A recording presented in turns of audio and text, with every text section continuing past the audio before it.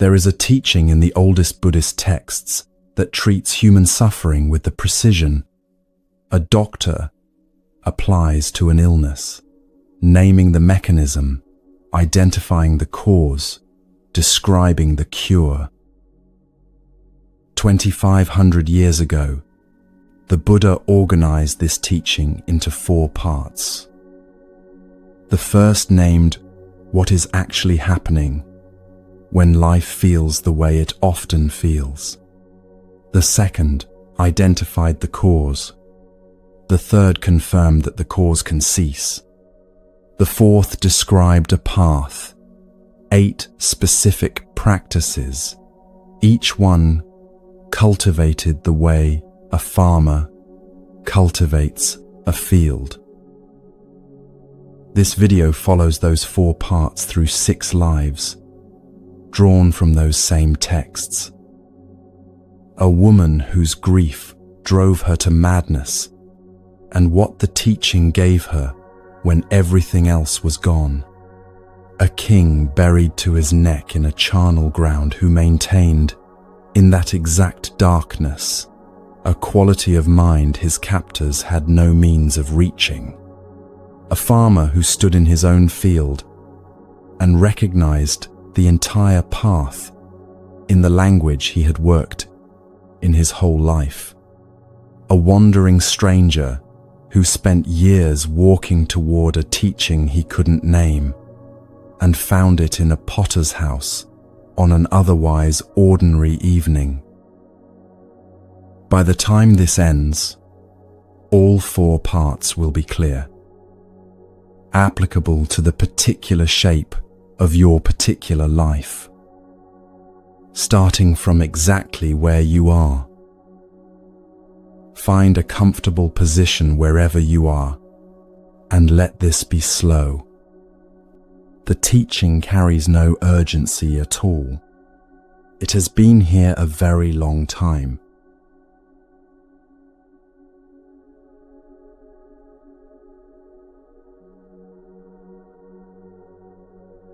The first part of the teaching begins with a woman who did not know she was wandering.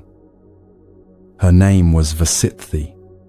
She appears in the oldest recorded collection of women's Buddhist poetry from the Pali Canon, a collection of verses composed by women who had practiced and, in the tradition's understanding, had understood the teaching well enough to articulate it. Her account is among the most unsparing in the entire collection. She writes with the clarity that comes from having looked at what happened directly, without turning away from any part of it. Before the wandering, there was a household. There was a yard with specific morning sounds. There was grain to grind before the family woke, water to carry, clay pots that needed to be filled in a particular order each morning, because the order had become the shape of the morning itself. There were children, the weight of them when they were carried, the specific warm heaviness of a sleeping body lifted from a mat on the floor, the way a small arm goes completely loose when sleep has finally deepened past the point of dreaming. Her hands knew all of this without being asked. The knowing lived in the hands themselves, in the angle of the wrist when lifting, in the pressure of the fingers when the work required pressure, in the automatic reaching that happened before the mind had caught up with what the body was already doing.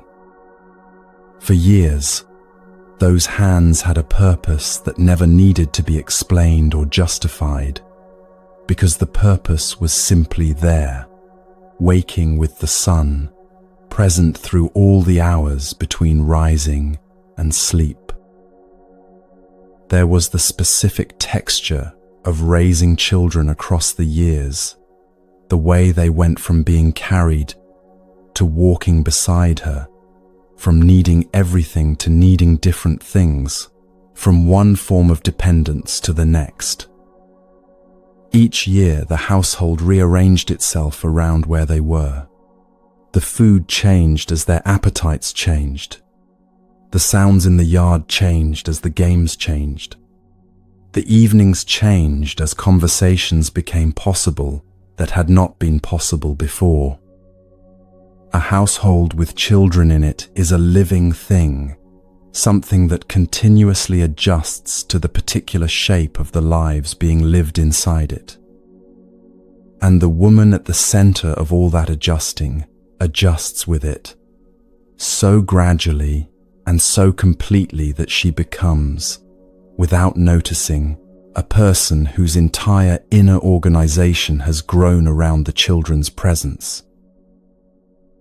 These are the kinds of changes a person does not notice while they are inside them, because the person is too occupied with the actual living to step outside and observe the shape of the life being built.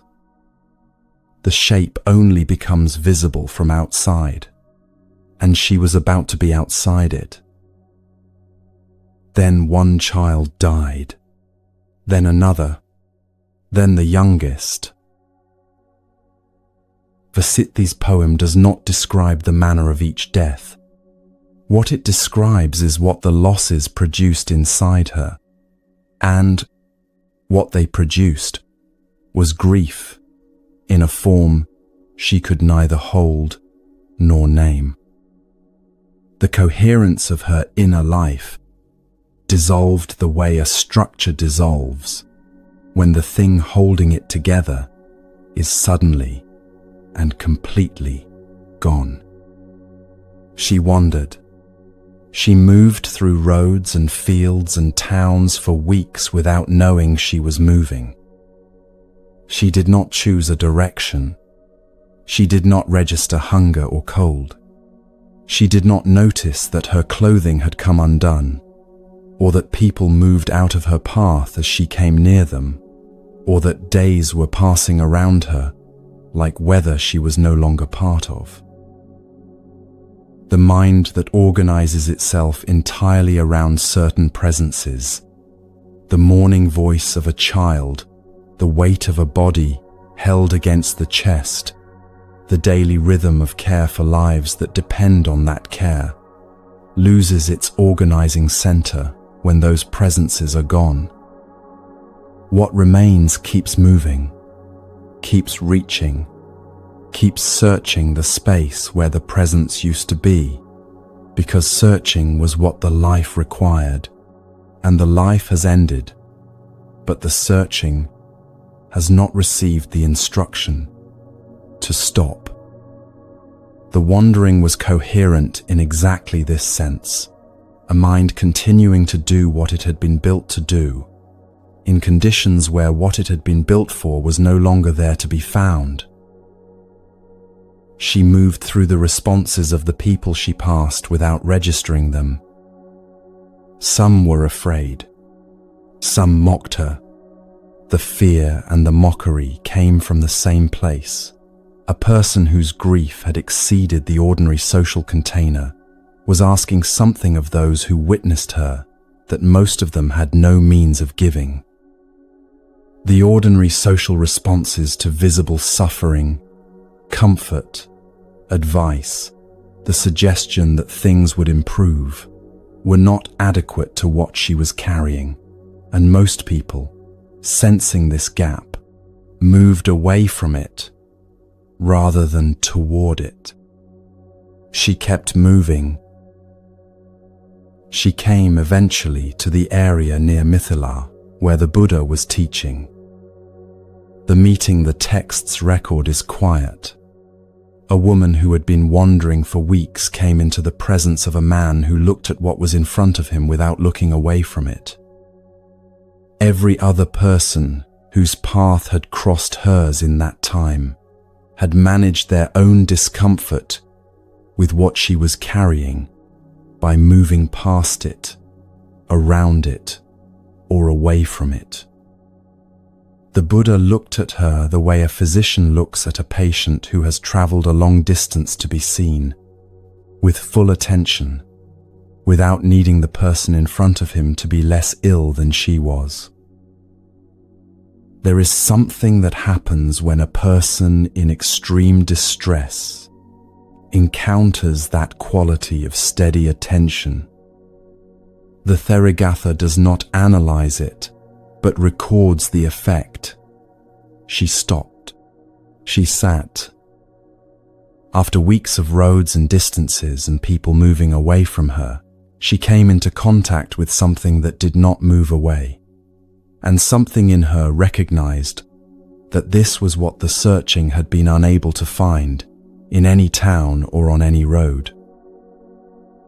He spoke to her. He offered no reassurance about where her children had gone. He did not suggest that suffering held a hidden meaning visible from a wider perspective. What he said, as the texts record it, is this: she had loved, she had lost, and loss is the nature of all things that come into being through causes. Every composite thing, everything that comes into existence through the meeting of conditions, will, when those conditions change with them. The children were composite things. Their arising was real.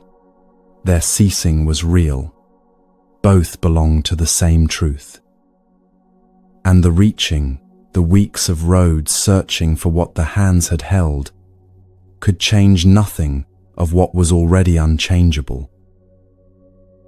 Impermanence.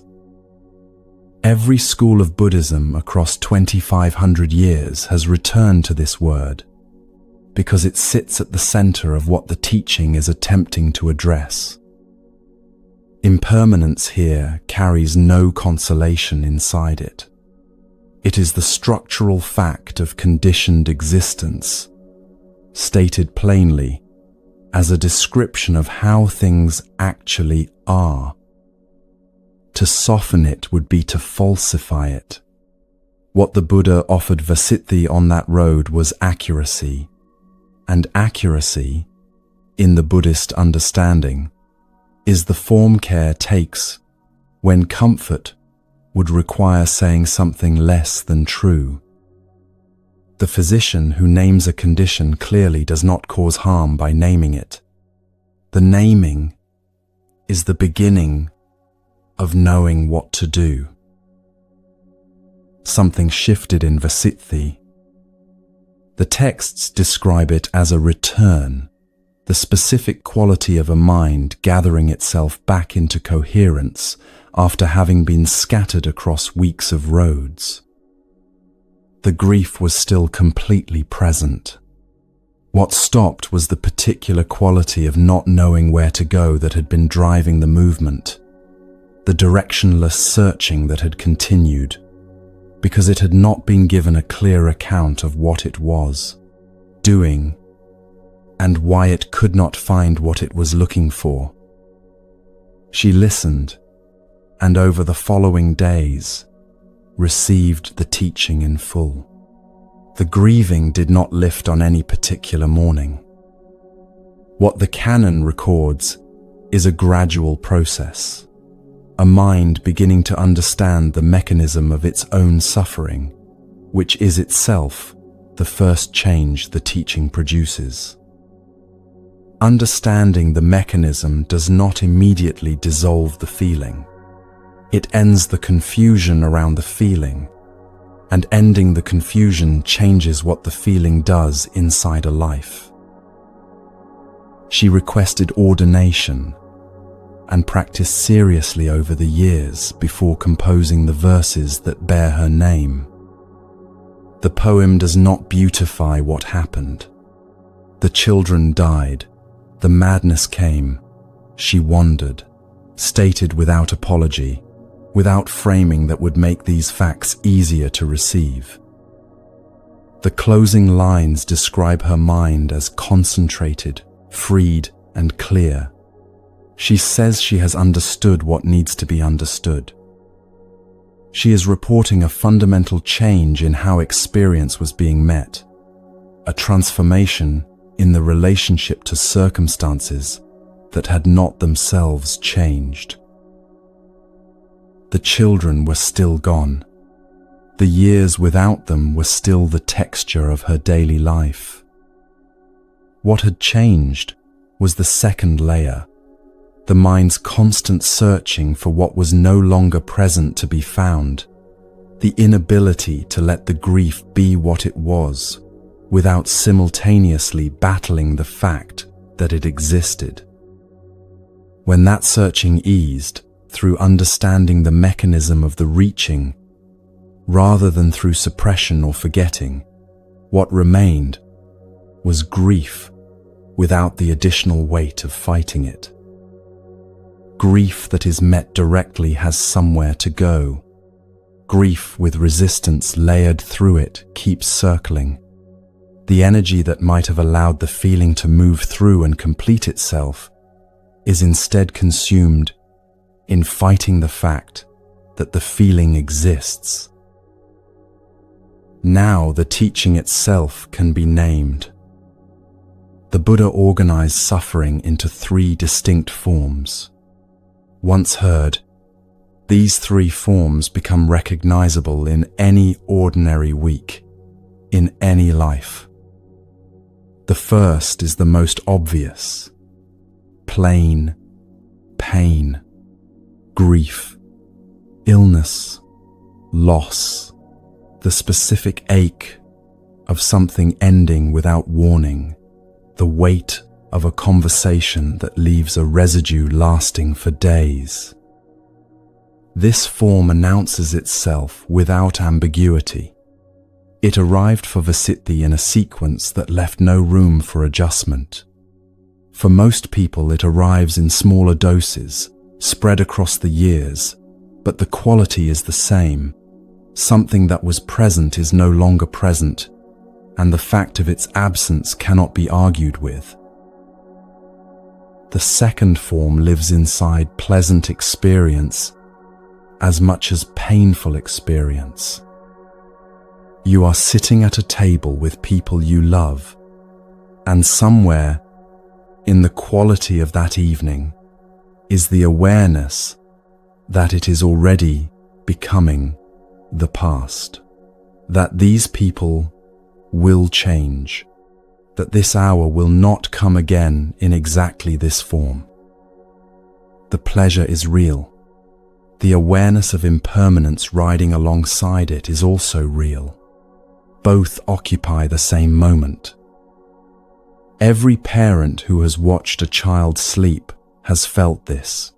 The love is complete, and somewhere inside that completeness is the knowledge that the child in front of you tonight will not be exactly this child tomorrow.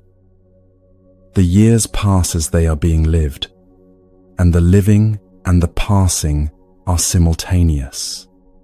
Every good thing already contains the seed of its own change, and we know this even as we love the good thing fully. The third form is the most pervasive and the hardest to point at directly because it operates below the level of specific experience. It is the quiet, structural sense that the present moment is not quite complete as it is, that something is still slightly out of reach, that fullness keeps arriving at a delay, that the current arrangement of things does not satisfy in the way it was supposed to. It is the specific restlessness that makes a pleasant afternoon feel slightly hollow, that keeps the mind scanning the horizon for something it cannot quite name, but remains convinced is slightly ahead of where it currently is. This is the grinding quality built into the wheel, persistent, low level, following a person through circumstances that, from the outside, look entirely fine. All 3 were present in Vasiti's wandering. The plain pain of the losses, the impermanence that every parent carries alongside every moment of care, and beneath both, the reaching, the mind moving through roads and fields in search of what it had been organized around. The wandering was the perfectly coherent response of a mind that had lost what it had been coherent around, and what the teaching addressed was the specific mechanism generating the wandering, the reaching itself, the engine that the grief had set in motion. The first part of the Buddha's teaching says plainly, "This is real." The unsatisfactoriness belongs to the structure of a life that depends on conditions for its continuity in a world where conditions are always changing. The person who feels it is paying accurate attention to what is actually here. The teaching begins with this observation as an act of recognition, a way of saying, you are reading the situation correctly. What you do with that accurate reading is what the rest of the teaching addresses. Most of us have spent years working around this ache, finding the right distraction, the right reframe, the right story about what is happening that makes the feeling more manageable. A mind encountering discomfort tends to move away from it, reduce it, keep functioning. The first part of the teaching does not judge this response. It shows what it costs. A mind actively keeping the ache at a manageable distance is consuming a significant portion of itself in that management, less available for full presence in the moments that actually matter, for genuine contact with the people in front of it, for the quality of attention that allows ordinary experience to be fully lived rather than observed from behind a careful distance. The management takes many forms. The phone checked between thoughts, the evening planned so densely that nothing can get in, the busyness that feels productive, but is partly the specific busyness of a person keeping something from becoming audible. Left unmet, the ache also does not diminish on its own. It continues in the background. The tightness in the chest in the early hours of the morning, the flatness that settles over an otherwise pleasant afternoon without clear cause, the sense that something is not quite right that persists through circumstances that, from the outside, look entirely fine. The management requires constant maintenance, and the cost of that maintenance compounds across years. The teaching asks for accurate looking. There is a specific quality of relief that comes from naming precisely what is actually present. A person given a precise account of a long-standing condition experiences a particular easing, not because the condition has resolved, but because the confusion around it has. The confusion is its own weight. It sits on top of the actual suffering and makes the actual suffering harder to meet directly, harder to work with. Removing the confusion does not remove the suffering.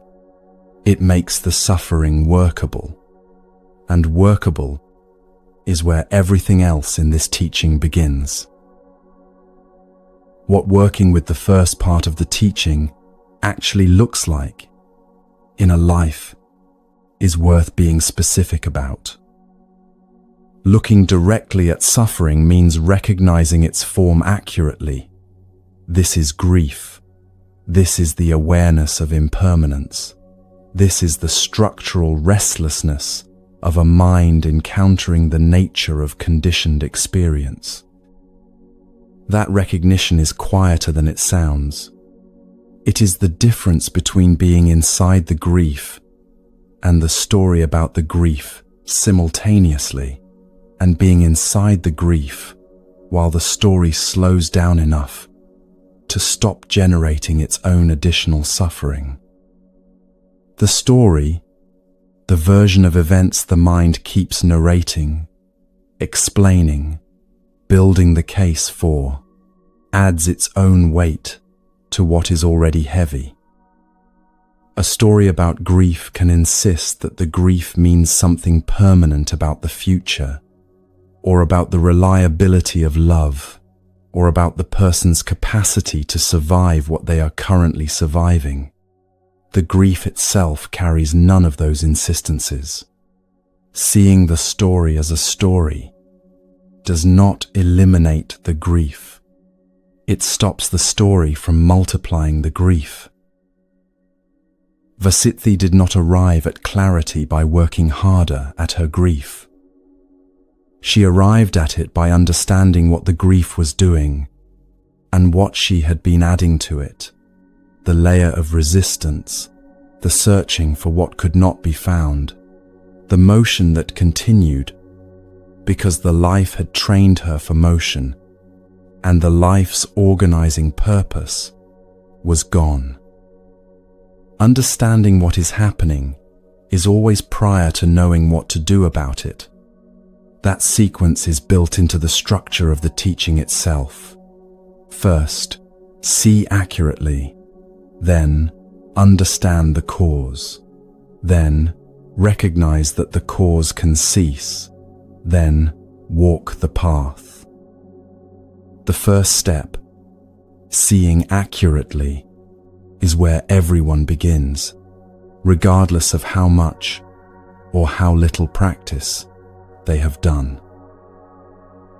The particular thing the first part of the teaching offers, what Vasithi received on that road and carried into the years of practice that followed, is permission.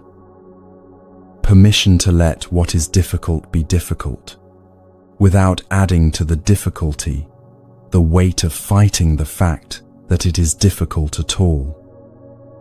This is smaller than it sounds, and also larger than it sounds. Smaller, because it asks nothing dramatic, no heroic facing down, no forced gratitude, no insistence on finding the lesson before the feeling has had time to complete itself. Larger, because the permission, once genuinely received, changes the relationship to everything the teaching addresses afterward. You cannot work clearly with a cause you have not accurately identified. You cannot understand cessation without having first seen what it is that would cease. The first part of the teaching is the ground everything else stands on. Vasithi's poem has been in the canon for more than 2,000 years. It has been read by people in grief across every century since it was composed, in languages she would not have recognized, in circumstances she could not have imagined. It remains because it describes grief accurately, and accurate description, in the Buddhist understanding, is itself a form of care. The poem does not tell the reader what to feel. It shows what one woman felt, exactly as she felt it, and what became possible once the feeling was seen clearly. That is the entire movement of the first part of the teaching, compressed into the arc of one life. The second part begins with the cause. It asks a question simple to state and genuinely difficult to sit with. What is the mind reaching for, specifically when it reaches? And where does that reaching live in the relationships we are actually inside, in the love we are actually offering and receiving, in the choices that feel so much like simply being who we are, that they barely register as choices at all. The first part of the teaching named what is present. The second part looks underneath what is present and identifies the mechanism generating it, the specific quality of craving that the teaching calls thirst, the mind's constant movement toward what it wants and away from what it doesn't want, even when that movement is itself producing the suffering. A Brahmin named Magandia tried to give the Buddha his daughter. In the refusal and its long aftermath, the second part of the teaching arrived with a clarity that took years to complete.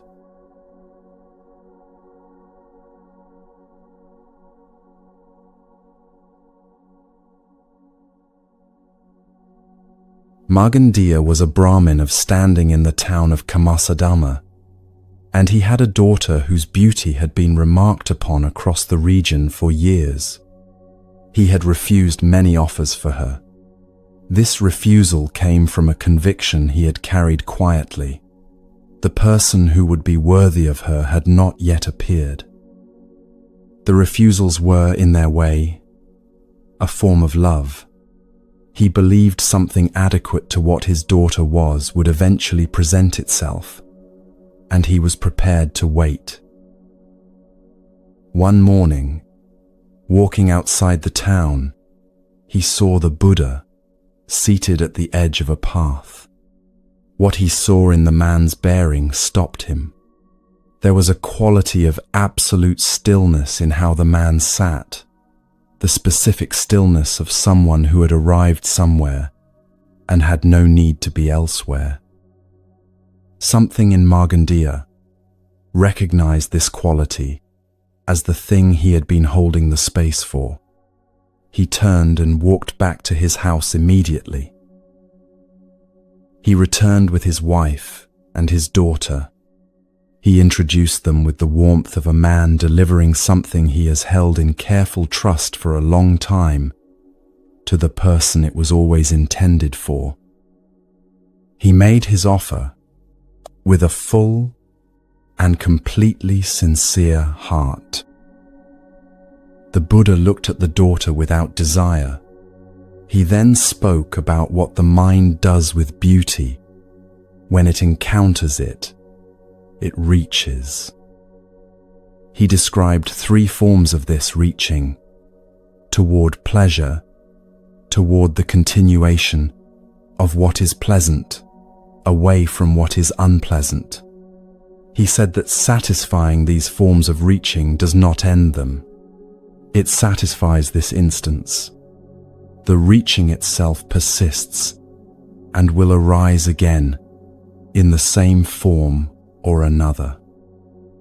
And then he offered a simile that Magandia found deeply, viscerally offensive.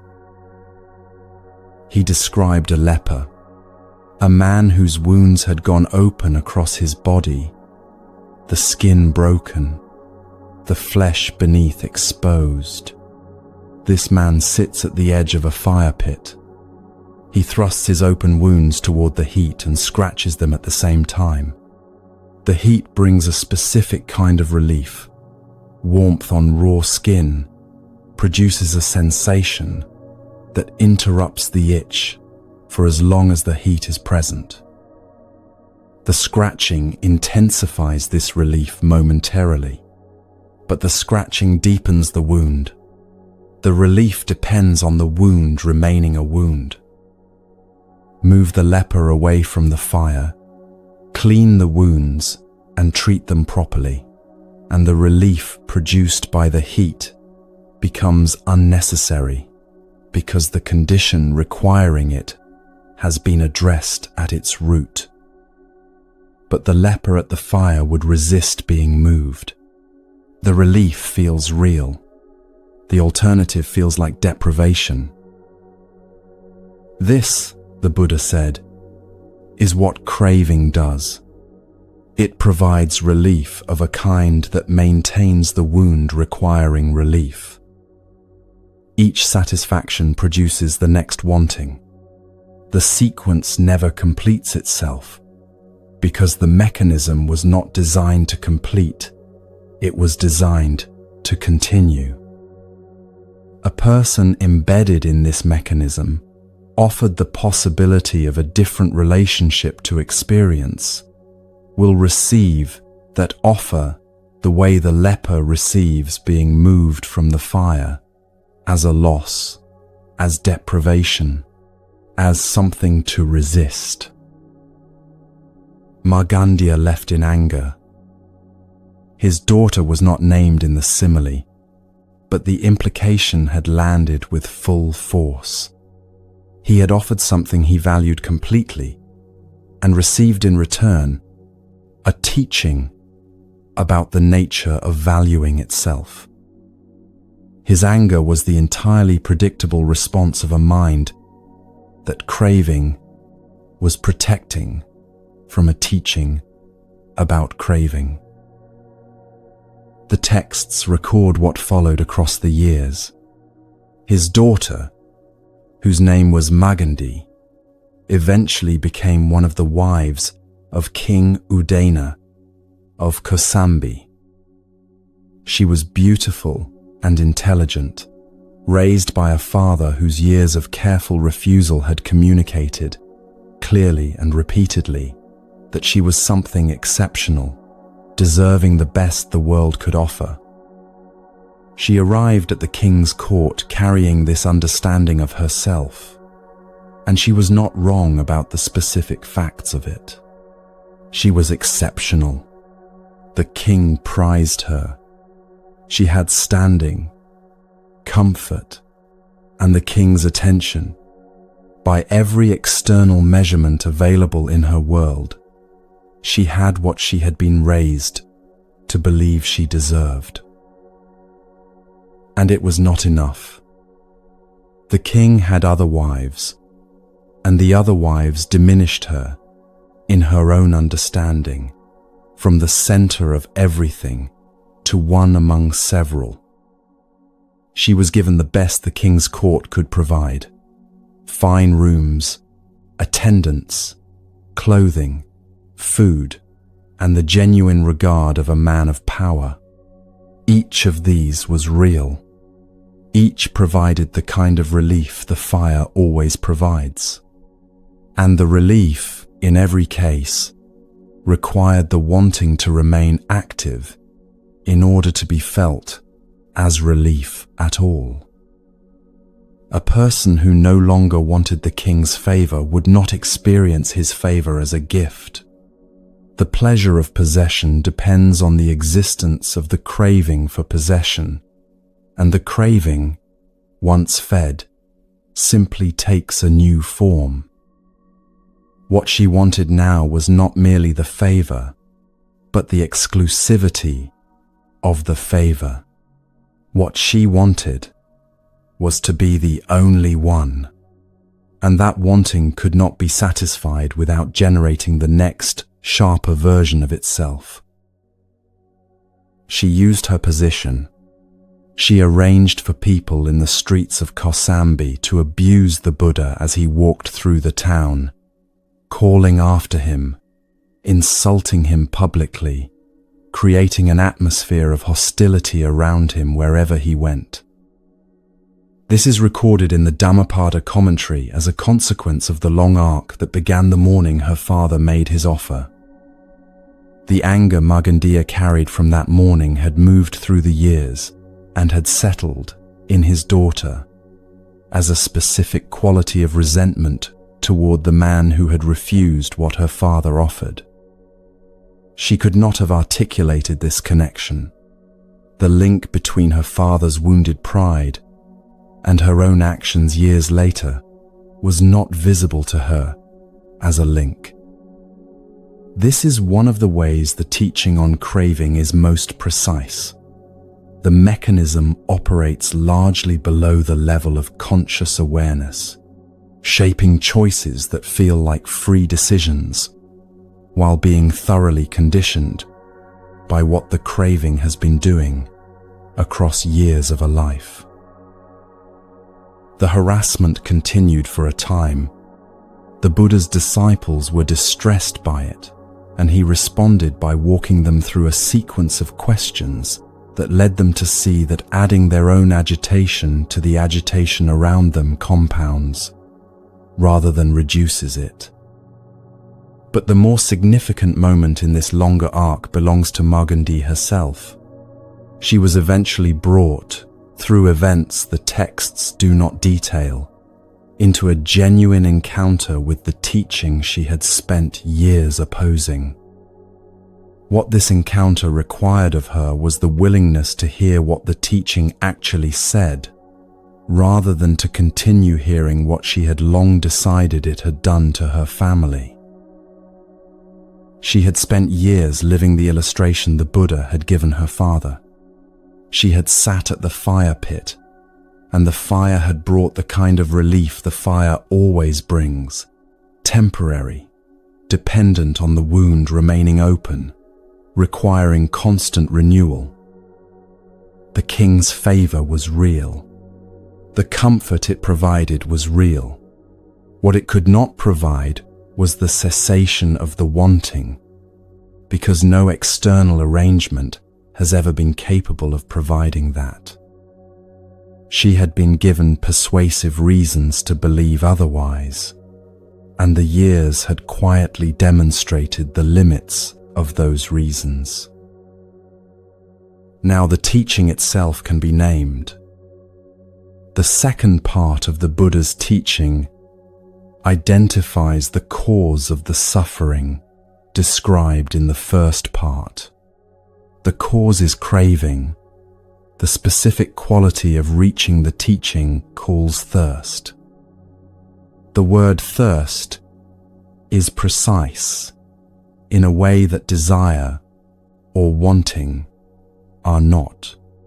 Thirst is the experience of genuine need, driven toward finding relief by a discomfort that sharpens the longer it goes unaddressed. Satisfying thirst does not end the capacity for thirst. It ends this instance. Tomorrow the thirst returns.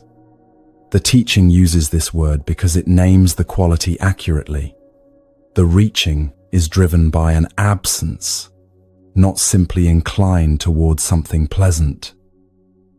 There is urgency in it. There is the quality of something that cannot simply wait. The teaching identifies three forms of this craving, and once heard, all three become recognizable in any ordinary week. The first is craving for sensory pleasure, the reaching toward taste, touch, sound, sight, or thought that promises relief from discomfort or an intensification of what is already pleasant. The phone checked when the mind grows restless. The food reached for when something uncomfortable circles nearby. The distraction chosen when the present moment feels insufficient. The conversation extended past the point of genuine interest because the silence that would follow feels harder than the talking. Each of these satisfies something genuine. Briefly, the mechanism that generated the reaching is not touched by the satisfaction. It generates the next reaching. The second is craving for continuation, wanting things to remain exactly as they are when they are going well, wanting the relationship to stay as it currently is, wanting the good period at work to extend indefinitely, wanting the child who is currently easy to be with to remain easy to be with in the same ways next year and the year after that. This form attaches itself to good experience and turns what might have been fully received into something that must be maintained and defended against change. the good thing stops being something fully enjoyed and becomes something continuously threatened. A quality of vigilance settles inside pleasant experience, and the vigilance takes up the space that the experience itself might otherwise have occupied. The third form is craving for cessation, for something to stop, for the difficult feeling to end, for the uncomfortable situation to resolve, for escape from the present arrangement of things.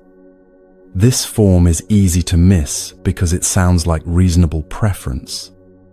Wanting suffering to end sounds correct, and the third part of the teaching does say that suffering can cease.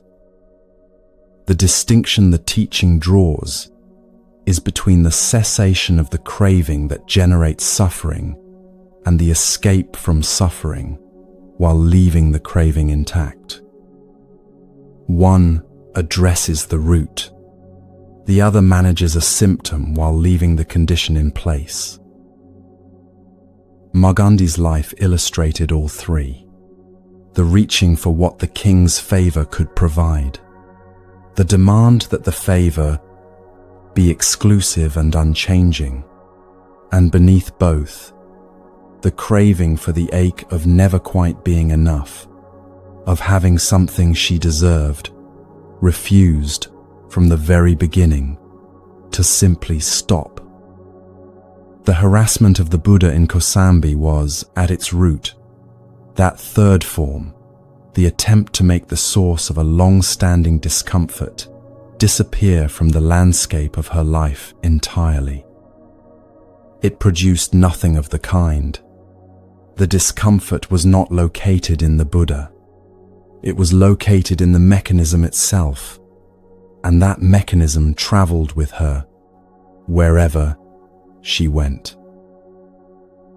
The teaching on craving is the most difficult of the four parts to receive, and the difficulty is worth being specific about. The difficulty is not philosophical. It comes from the fact that this part of the teaching locates the cause of suffering inside the very process the mind is most invested in continuing. A mind organized around certain forms of craving will experience the teaching about craving as a direct address to the organizing principle of the life itself.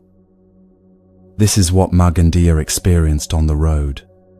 The refusal and its accompanying teaching did not touch something peripheral. They addressed what was most central to his sense of himself: a man of discernment, a good father, a person whose capacity to recognize quality had finally found its proper object. The anger was evidence of the teaching's accuracy. The more centrally craving is organized into a life, the more resistant the mind is to hearing what the teaching says about it. A person embedded in a way of organizing their life around wanting does not experience that organizing as craving. They experience it as love, as ambition, as the appropriate care for what matters to them, as the reasonable preference for things going well. The teaching asks for a quality of attention precise enough to notice the reaching underneath these experiences, the grasping inside the love, the resistance to change, sitting inside every strong attachment to what is currently good. The leper simile is the teaching's most direct image because it acknowledges that pleasure is real. The heat is genuinely warm. The relief is genuinely felt. What the simile shows is that this particular structure of relief requires the wound to remain a wound, that seeking comfort in a way that depends on remaining in a state of needing comfort will never address the underlying condition. The fire is not the problem. The wound is, and the leper at the fire offered the possibility of treating the wound rather than managing its effects, resists, because from inside the reaching, the relief feels indistinguishable from the solution. This structure is present in most of what fills an ordinary day. The specific arrangement of activities, relationships, and ambitions that constitutes a life is partly the architecture of a person's particular craving, the forms the reaching has taken in one life, shaped by what that life has rewarded and what it has withheld. The content differs from person to person. The structure beneath the content does not. Something is wanted. The wanting drives movement toward it. The getting provides brief relief. The relief passes. The wanting returns, slightly shaped by what the getting produced. The movement resumes. Most people living inside this structure do not experience it as a structure. They experience it as simply how things are, the natural texture of a life being lived in the ordinary way. The reaching is so familiar that it generates no friction. It becomes legible only when something disrupts the cycle, when a long-wanted thing is finally obtained and the relief it provides is shorter than expected, when a relationship that was supposed to resolve something leaves an ache the relationship cannot address, when a life that meets every external criterion still feels insufficient in ways the person cannot fully explain. At these moments, the structure becomes briefly visible. Most people respond by adjusting the wanting something slightly different, or more of what they currently have. The adjustment keeps the structure intact. The teaching asks for the specific act of looking at the structure itself, noticing the reaching as reaching, the grasping as grasping, the quality of thirst operating underneath what the mind calls love or preference, or the reasonable desire for things to go well.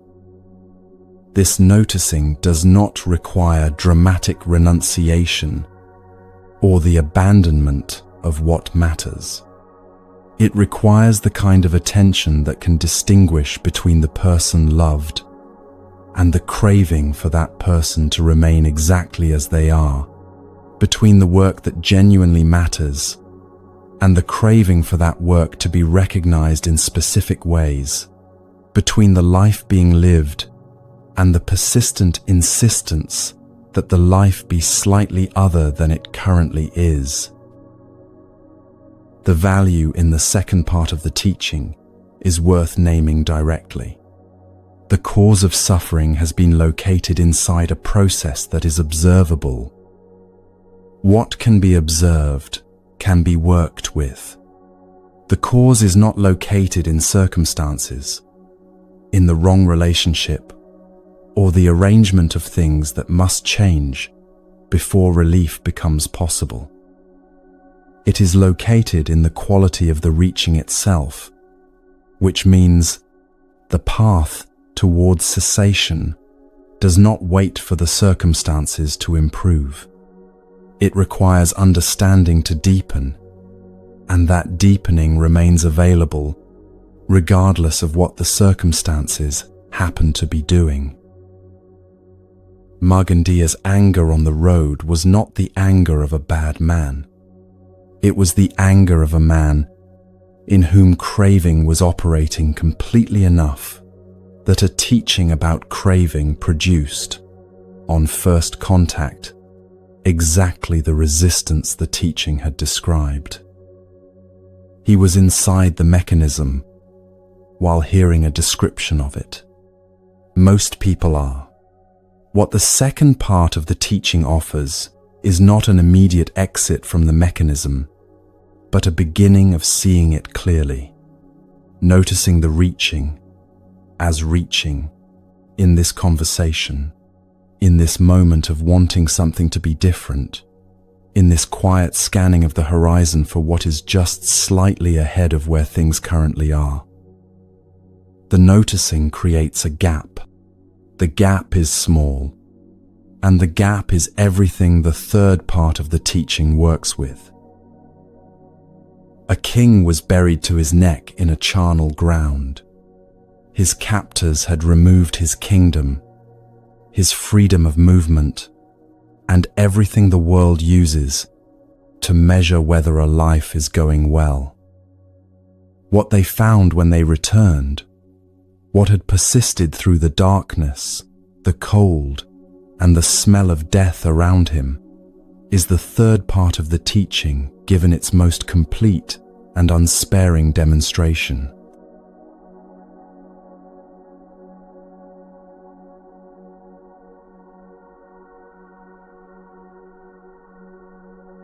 Before the charnel ground, there was a kingdom. It had been functioning well for years, and Mahasilava's governance was the reason. He administered it with a particular quality of care.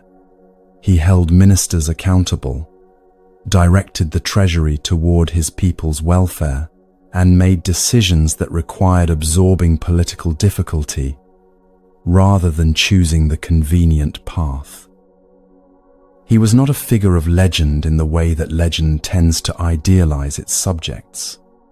He was a man who tried consistently across years to do what governing well requires, in a world where doing what governing well requires always has costs. The people under his governance knew this about him, not through formal announcement, but through the accumulation of small decisions across years.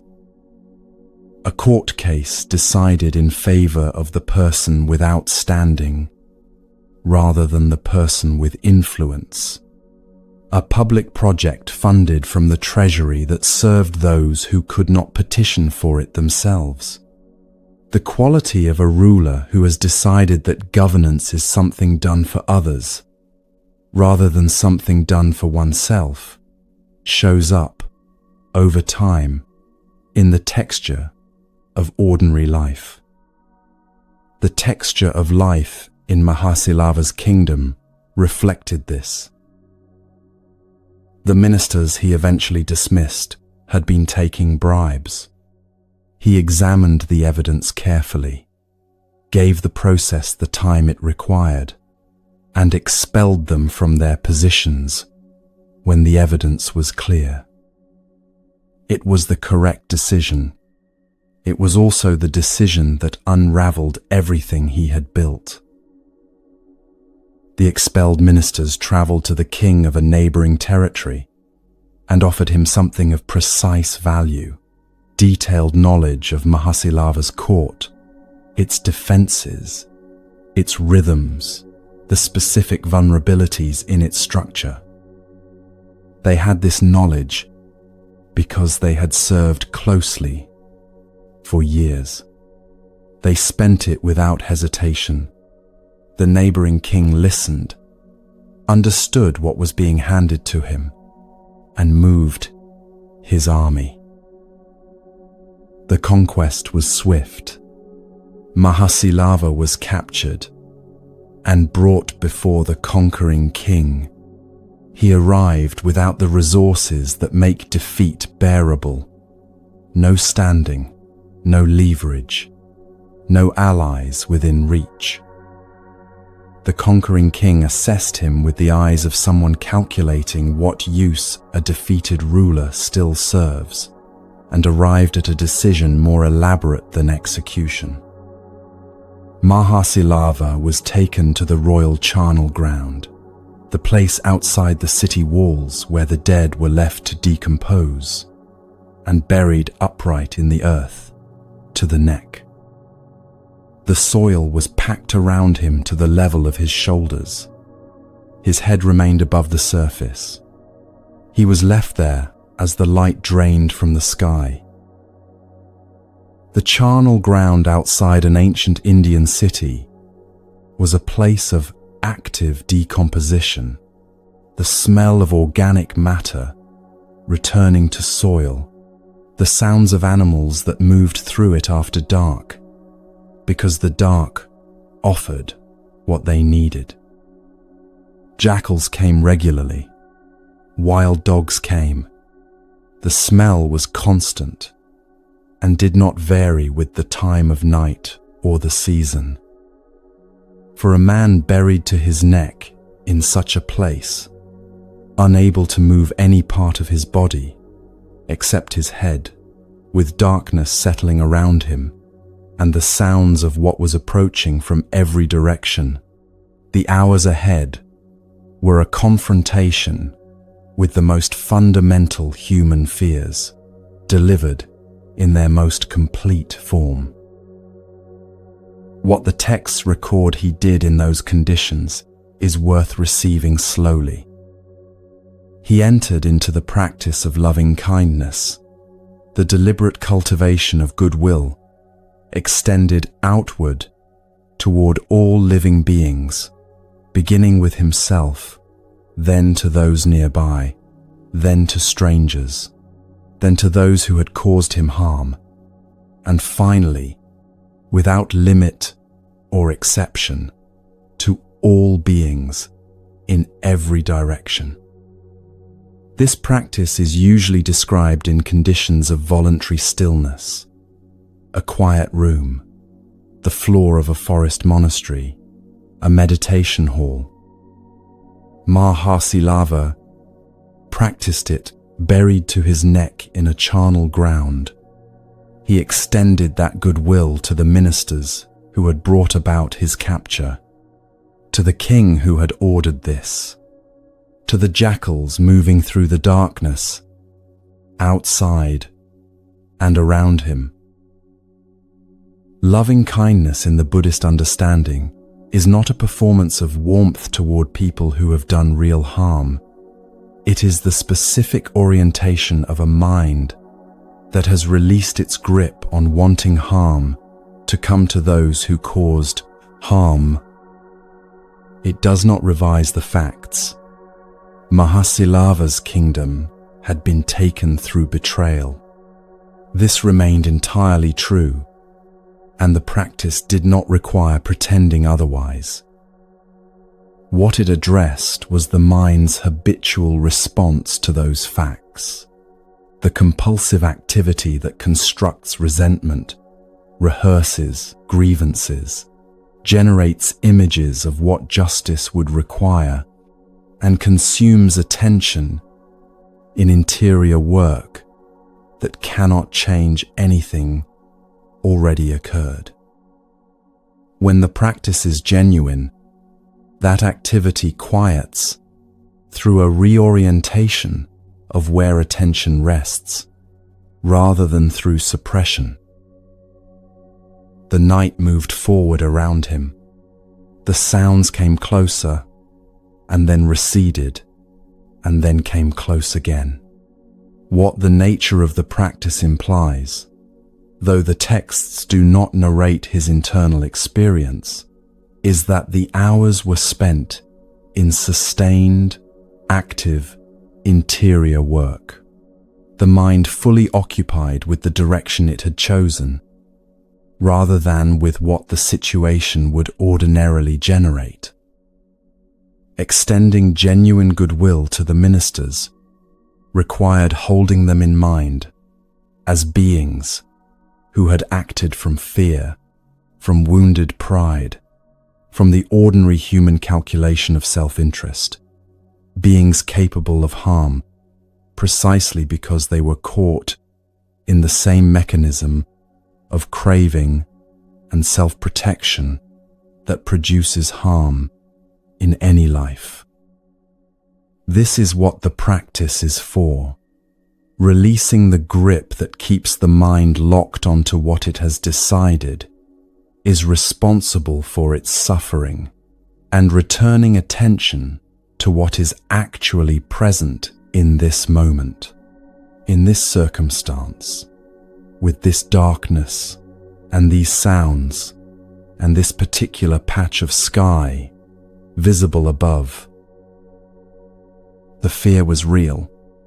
There is no version of a charnel ground at night that does not include fear, and the texts do not claim that Mahasilava was untouched by it.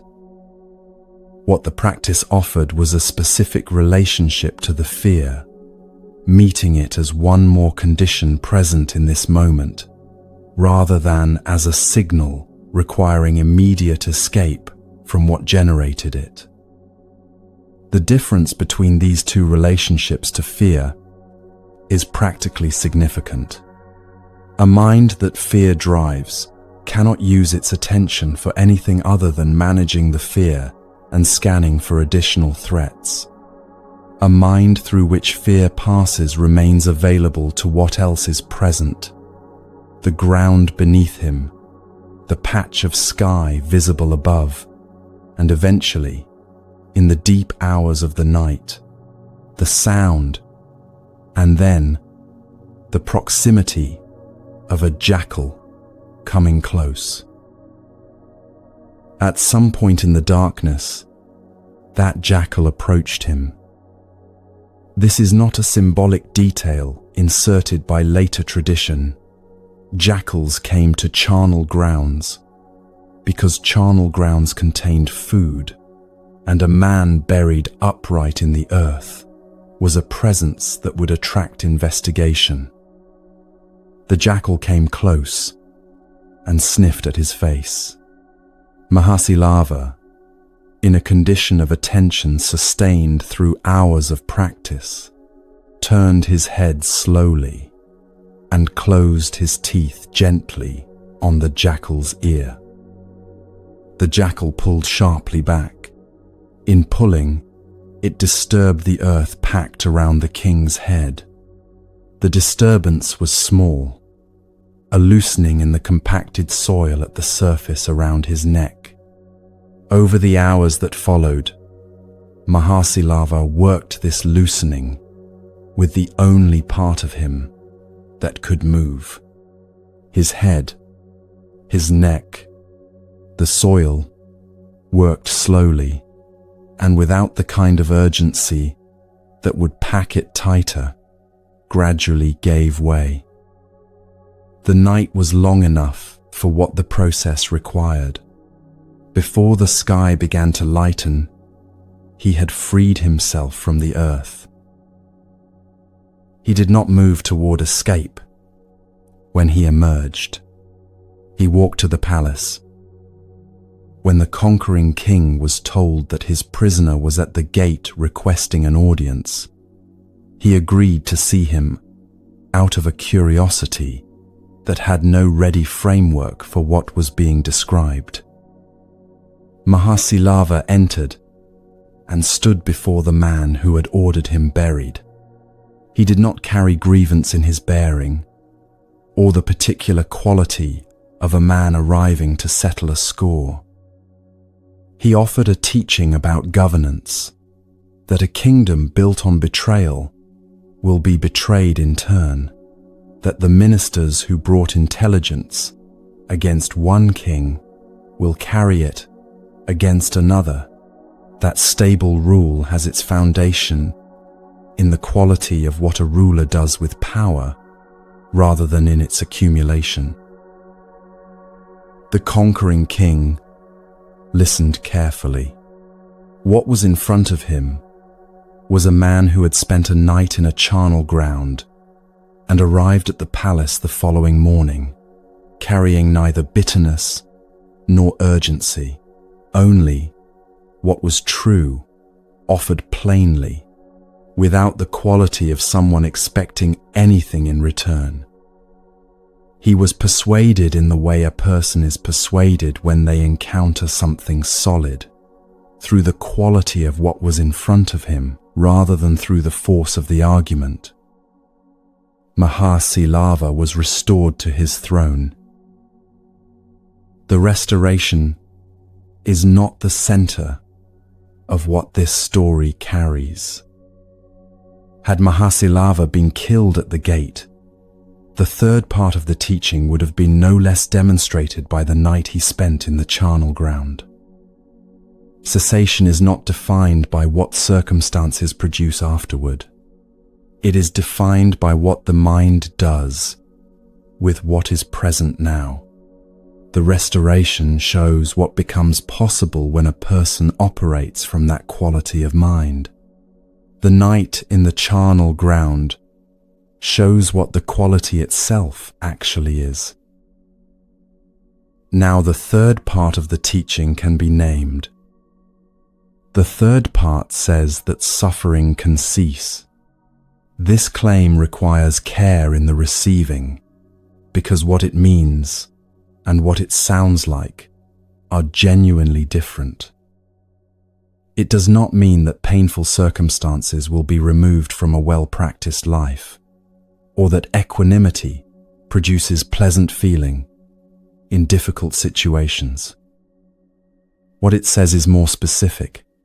The particular suffering generated by craving, the compulsive adding that turns plain pain into something consuming and relentless, can be addressed at its root. And when it is addressed at its root, what remains is experience without that specific quality of addition. The charnel ground is still a charnel ground. The loss of the kingdom is still entirely real. What ceases is the mind's automatic movement toward elaborating what is already there. The word equanimity is worth examining directly because it is consistently misread. It sounds like emotional flatness, the quality of a person who has stopped being affected by things. What the tradition means by it is the quality of a mind that meets experience fully, without the compulsion to immediately make that experience different from what it is. A person with this quality feels the cold. They hear the jackals.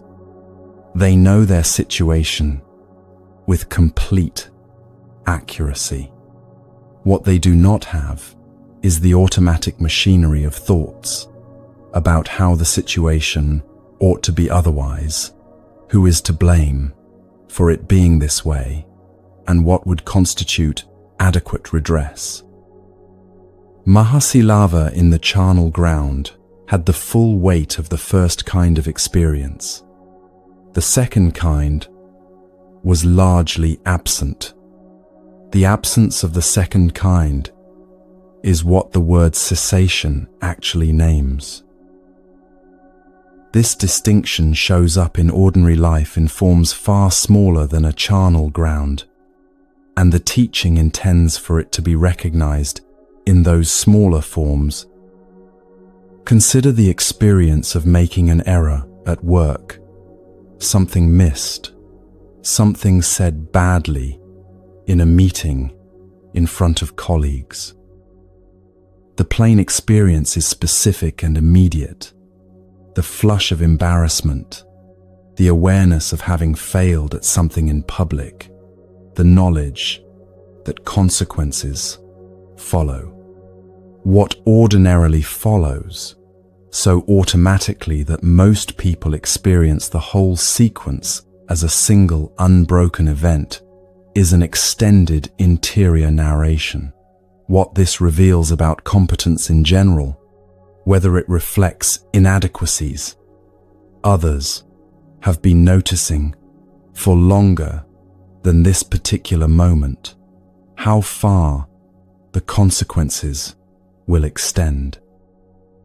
Each of these generates its own discomfort, which generates the next, and the embarrassment that lasted 3 minutes occupies the next 3 hours. The cessation the third part of the teaching points toward is the gradual development of enough space between the plain experience and the added narration that the narration can be seen as narration, a process the mind is doing rather than a truth the situation contains. That space begins very small in early practice. It grows through the kind of steady, unglamorous attention that most practice actually consists of.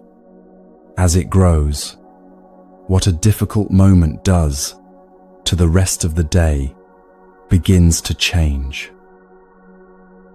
There is a specific quality of relief that develops as equanimity grows through ordinary practice, and it is worth naming directly.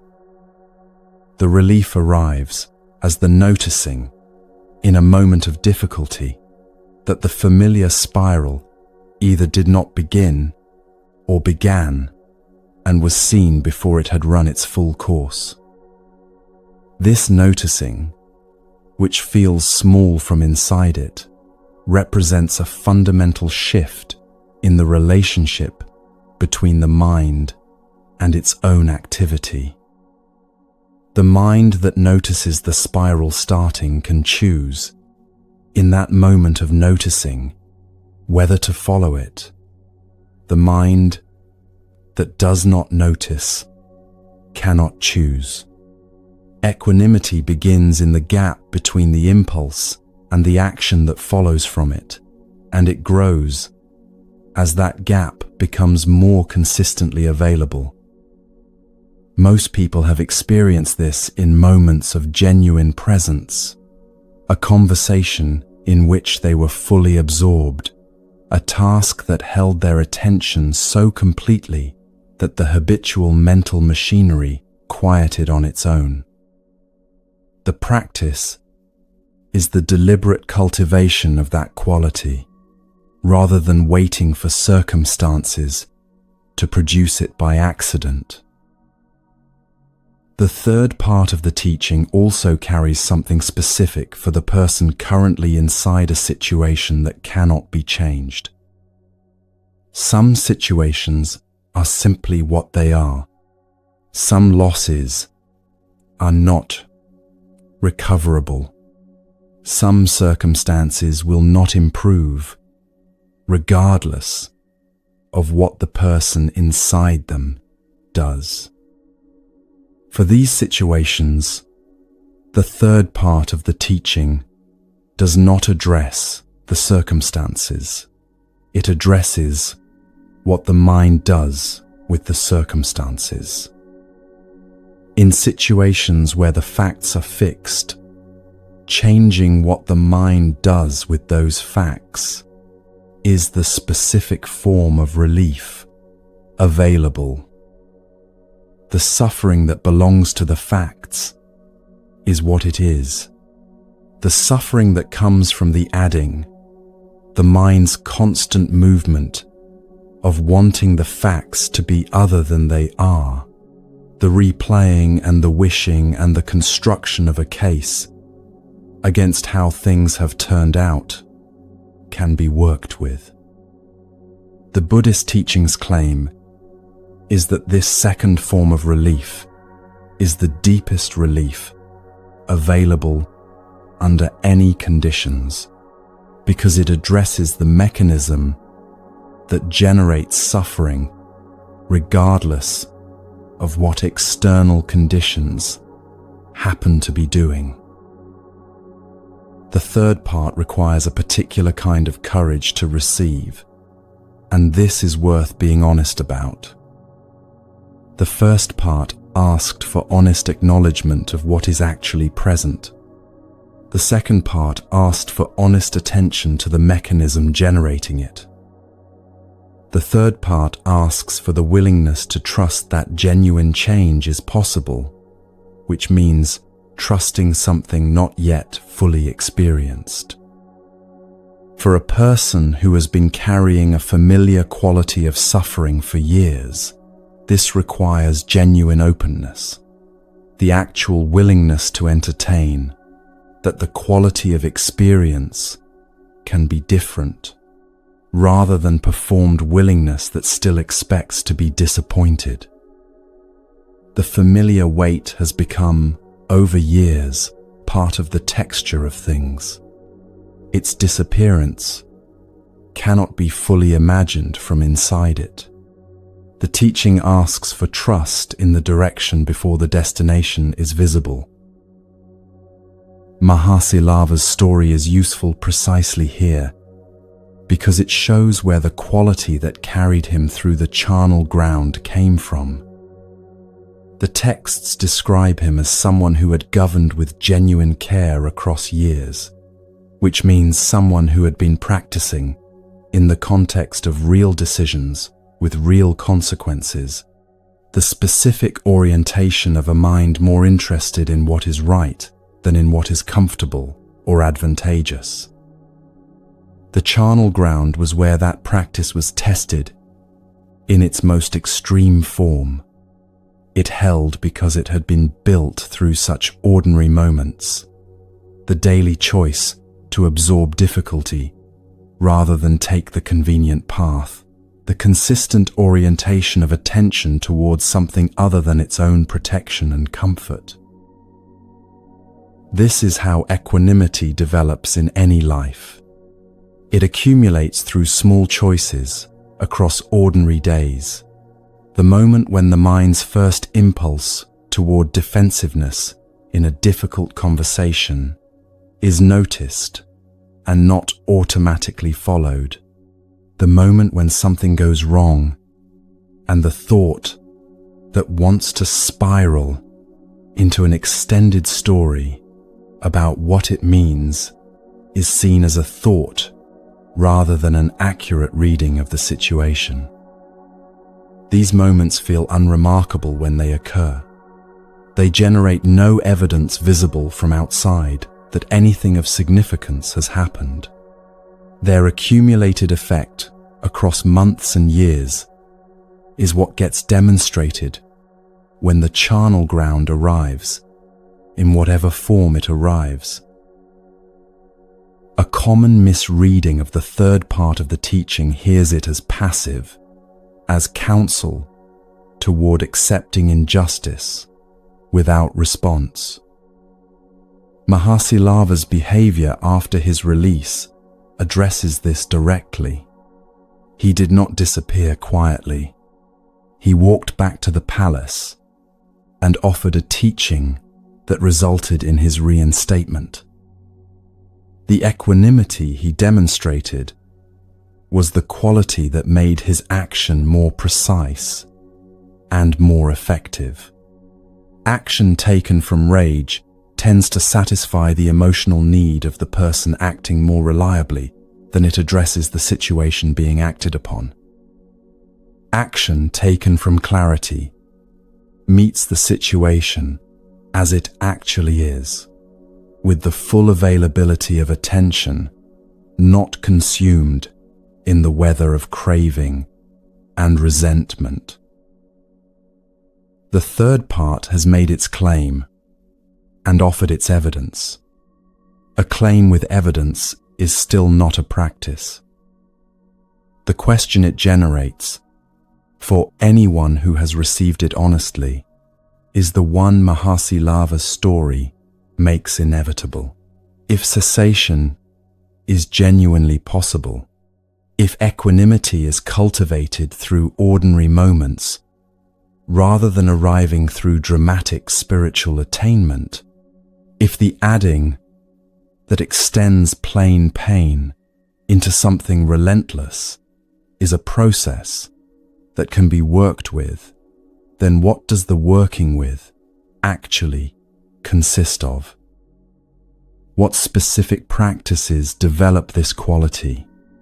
What does the path look like in the ordinary days where most practice either happens or does not happen?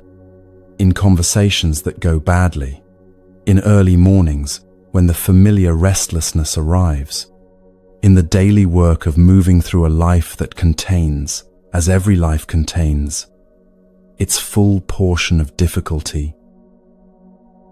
The answer the Buddha gave was specific and practical, organized into 8 areas of daily practice, each connected to the others, each one workable from the very first day of genuinely attempting it.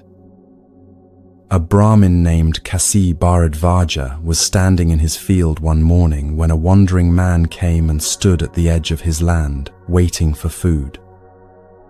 What passed between them that morning is the fourth part of the teaching given in the only form most people will ever need it.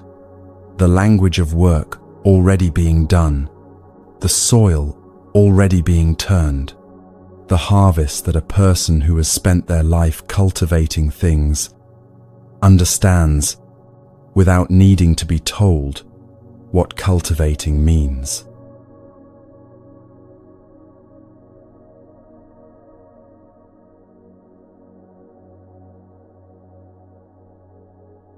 The ploughing festival at Ekanar happened in the weeks before the monsoon, when the soil had softened enough to be worked, and the rains were still a month away.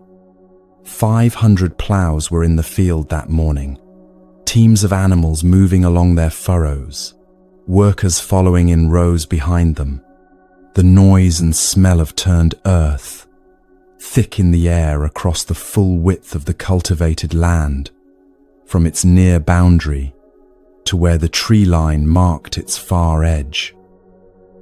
Kasi Bharadvaja had farmed this land for years, and his movement through the morning's work carried the particular efficiency of someone whose body has absorbed the individual steps so completely that attention is freed for what only long experience can read. Which sections of the field need more depth today, where the soil is compacting and will need different treatment, how the angle of the light indicates how many hours remain before the heat becomes a limiting factor. He knew this land with the knowledge that accumulates through decades of working the same ground, a knowledge living below the level of conscious thought, expressing itself in the hands going to the right place before the mind has issued any instruction. The field and the man who farmed it had been in relationship long enough that the distinction between knowing the field and knowing himself had, in some practical sense, dissolved. He was also responsible, as host of the festival, for feeding 500 workers before the day's labor could properly begin. He moved among them, distributing food with the same efficiency he brought to everything the day required, when he noticed the wandering ascetic standing at the edge of his land with an alms bowl. The man's stillness was notable from a distance. He stood at the boundary of the field without the quality of someone waiting anxiously, and without the quality of someone performing virtue for an audience. He was simply there, fully present, in the way that very few people manage to simply be anywhere. Kasi Bharadvaja was a practical man in the middle of visible, physically demanding work. The figure at the field's edge appeared to be waiting for the results of other people's labor to arrive at his bowl without having contributed anything to that labor. He finished distributing the food, walked to the boundary of his land, and addressed the matter directly. "I plow and I sow," he said, "and then I eat. You should also plow and sow before you eat." The man looked at him without irritation. "I also plow and sow," he said, "and then I eat." Kasi Bharadvaja examined what was in front of him. No plow, no yoke, no draft animal, no plowshare, no goad, no equipment of any kind, adequate to the claim being made. He was not a man who accepted implausible claims without evidence. "We see no plow," he said, "no yoke, no oxen, no plowshare. You say you plow and sow. Show me this farming of yours." the man sat down at the edge of the field. Behind Kasi Bharadvaja, the work continued, animals moving, workers following, 500 ploughs in the morning air. And then the man sitting at the field's boundary began to speak in the language Kasi Bharadvaja had lived inside his entire adult life. Faith, he said, is the seed. The seed goes into the ground first, before any other element of the cultivation has material to work with, before the rain has anything to reach, and the plough has any prepared bed to work across. The teaching uses the word faith with precision. It means the specific willingness to begin the work before the harvest has confirmed that beginning was worth it. The provisional, reasonable trust of someone who has observed what the ground has produced for others across generations and is willing to attempt the same cultivation in their own plot. It does not mean credulity or the suspension of practical judgment in favor of something attractive. A farmer who needs to see the harvest before committing to the planting will never plant. The season will pass with the ground unbroken and the potential unrealized. A person who needs the full results of practice before beginning the practice will continue waiting for a certainty that only the practice itself can provide. Faith is what allows the work to begin in the presence of that uncertainty, before the outcome has declared itself, while the ground still looks like it always has. Practice is the rain. It falls consistently, or the seed cannot germinate, and what has been planted cannot survive the ground's natural tendency to dry between one effort and the next. The seed is present. The intention is present. The potential is present. But potential without the conditions sustaining it produces nothing the farmer intended. In the teaching, practice means the consistent return to the work across ordinary days, not the intense effort of transformation attempted in concentrated bursts of motivation, but the patient, unglamorous return to attention morning after morning, through the weeks and months in which nothing visible is changing and no evidence of growth appears above the surface. What the rain does through those apparently empty weeks is necessary for what will eventually emerge. The cultivation happening invisibly beneath the surface during the apparently silent periods is not separate from the eventual harvest. It is the harvest being prepared. Wisdom is the plough and the ploughshare combined, the instrument that turns the ground and cuts below the surface to the depth where something can actually take root and survive conditions that will not always be favorable. Surface understanding does not produce lasting growth. An idea about a teaching, held lightly, agreed with in conversation, kept at the level of an interesting position, will not change what the mind does during a difficult Thursday morning when the habitual machinery engages and the familiar spiral begins. The plough cuts below into the compacted earth and breaks it open to the depth where roots can go and stay. Wisdom in this teaching is the capacity to perceive below the surface of experience to the mechanisms operating beneath it, the craving underneath what feels like ordinary preference, the resistance underneath ordinary discomfort, the structure of adding beneath what appears to be simply the weight of the situation as it stands. This depth of perception is what the whole cultivation is aimed at eventually making possible. Moral care is the guiding pole. A plough driven without a guiding pole cuts in whatever direction the animal leads, and the furrow becomes uneven across the full length of the field.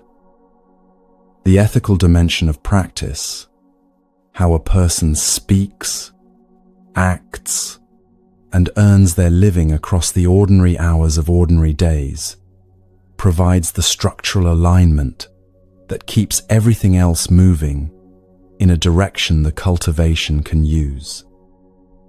Ethics, in this understanding, is not a set of external rules governing behavior from outside. It is the recognition that actions generating harm in others generate the specific conditions that make the inner cultivation harder to pursue, and that aligning daily action with this recognition is maintenance work the field continuously requires. The guiding pole does not supply the force that drives the plough. It keeps the force moving true across the full length of the season. The mind itself is the draft animal. It provides the force that moves everything else forward through the resistance of the ground. An untrained mind moves in the direction of whatever pulls it most strongly from moment to moment, toward the available distraction when distraction is present, toward the established groove of its habitual pattern, rather than the new furrow the farmer is attempting to cut. Training the mind is not about suppressing its energy. It is about developing, through patient and consistent effort, across genuine time, a mind that can be guided reliably in the direction the work requires. The change happens gradually, with little drama, in any individual day's practice. Its cumulative effects become visible in retrospect, when the quality of the mind's available attention is compared against what it was at the beginning of the training. Mindfulness is the plowshare that cuts, and the goad that keeps the animal moving when it slows. Without it, the plough rides over the surface without penetrating to the depth where something can grow. In practice, mindfulness means the capacity to notice what is actually present in this moment, in the body, in the quality of the mind, in the texture of what the current situation contains, without being absorbed so completely into the content of experience that awareness of the experience itself disappears inside it.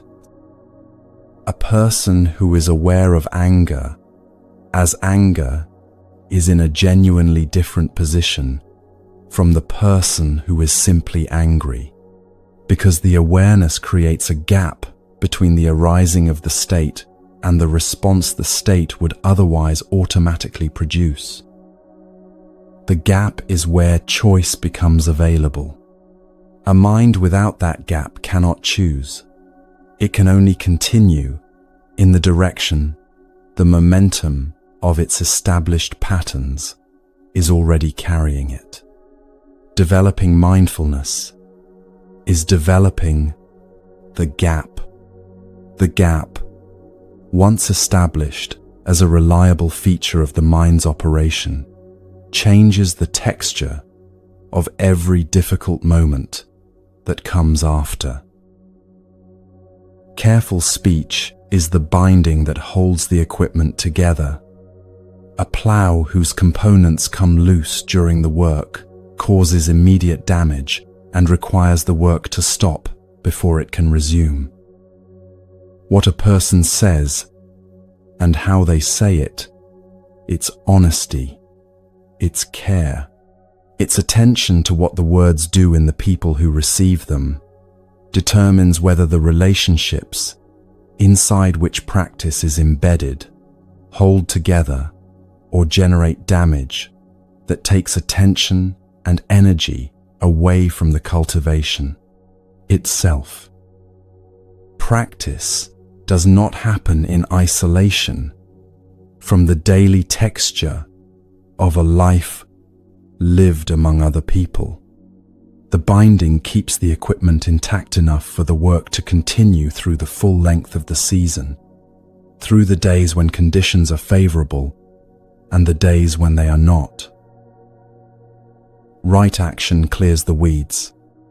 A field full of competing growth will not produce what it was cultivated for, regardless of how carefully every other element of the work has been managed. Actions generating harm to others introduce competing growth that consumes the conditions the intended crop requires. The clearing is practical maintenance, a life whose actions consistently work against the direction of the practice will produce what those actions generate rather than what the cultivation aims at, because the field is everything it contains across its whole extent. Effort drives the furrow forward across the full length of the field.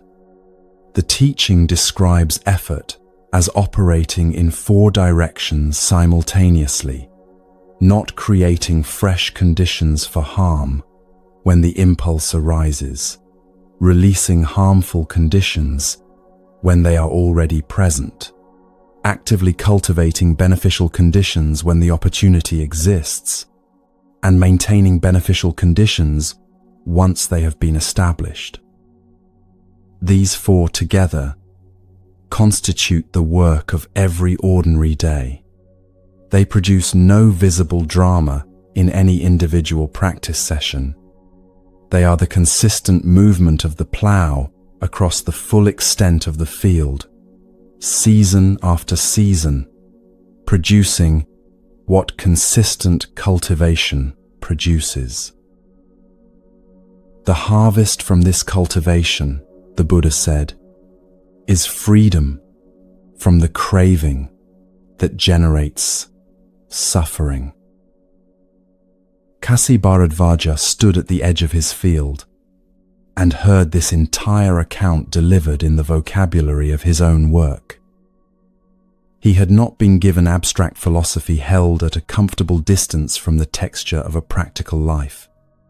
He had been given an account of cultivation, the same fundamental activity he had been engaged in on this land for decades, mapped precisely onto the interior of a mind. The equipment was different. The logic was identical. Prepare the ground, plant the right things in it, tend it consistently through conditions you cannot control, and when the season is right, the field produces what it was capable of producing all along. He stood there with the smell of turned earth in the air, and 500 ploughs working behind him, and the framework was entirely legible. He filled a bronze bowl with milk rice and offered it to the Buddha. He asked to receive the teaching as a layman, a person with 500 ploughs and the full weight of a practical life, who intended to bring this cultivation into the days he was already living, in the field he already knew. Kasi Bharadvaja did not give up his field. This is worth holding directly. The path the Buddha described did not require abandoning ordinary life in favor of some more spiritually qualified version of it.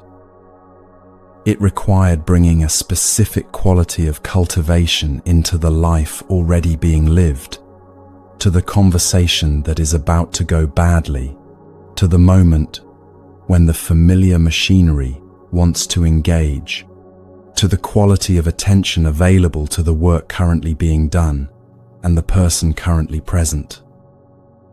The field for this cultivation already exists in every life. It exists in the texture of ordinary Tuesday mornings, in the specific moment when something goes wrong and the established spiral begins, in the daily accumulation of small choices about where attention goes and what the mind does with what it finds there.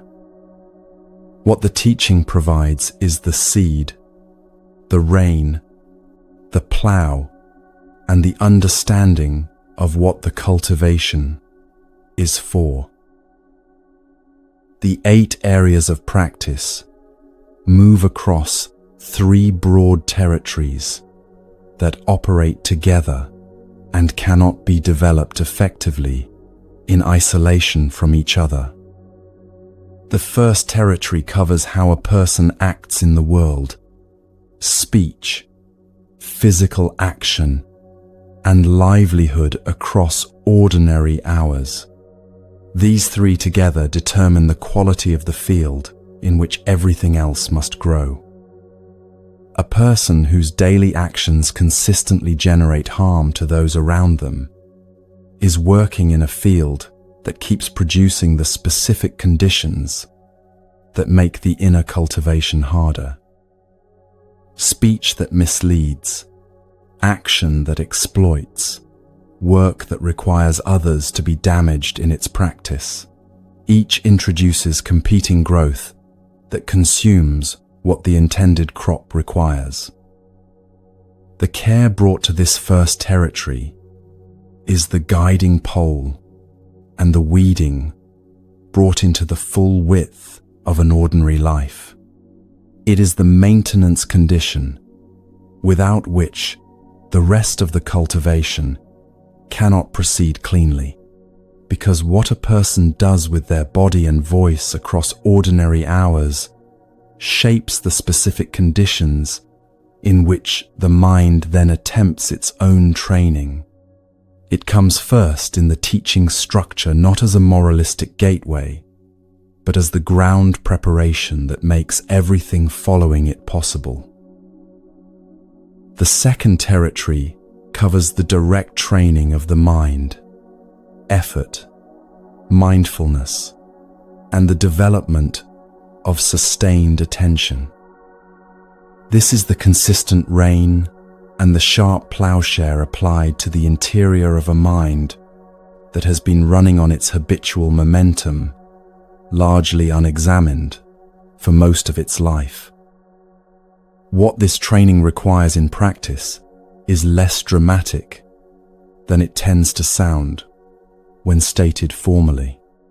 It is the repeated return to present moment awareness across ordinary days, noticing when the mind has moved into its familiar spiral and returning before the spiral has completed its course, developing the capacity to sustain attention on what is actually present rather than on the narration the mind produces about what is present.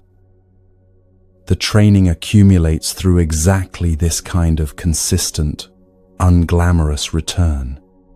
After months of genuine practice, the mind a person returns to is different from the one they started with, more available to what is present, less automatically driven by established patterns, more capable of the gap between stimulus and response, in which a considered response becomes an actual possibility rather than a foregone conclusion.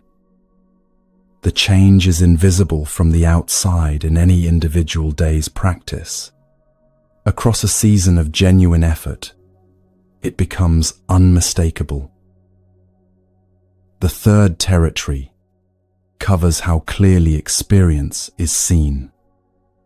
Clear seeing here means the capacity to observe how experience is constructed moment by moment, craving arising in contact with the pleasant, aversion arising in contact with the unpleasant, the impermanence of both, the constructed nature of the self that appears to stand behind the process and manage it from a safe distance. This territory requires the first two to have developed sufficiently to provide the conditions it needs. The first territory reduces the friction that obscures clear perception.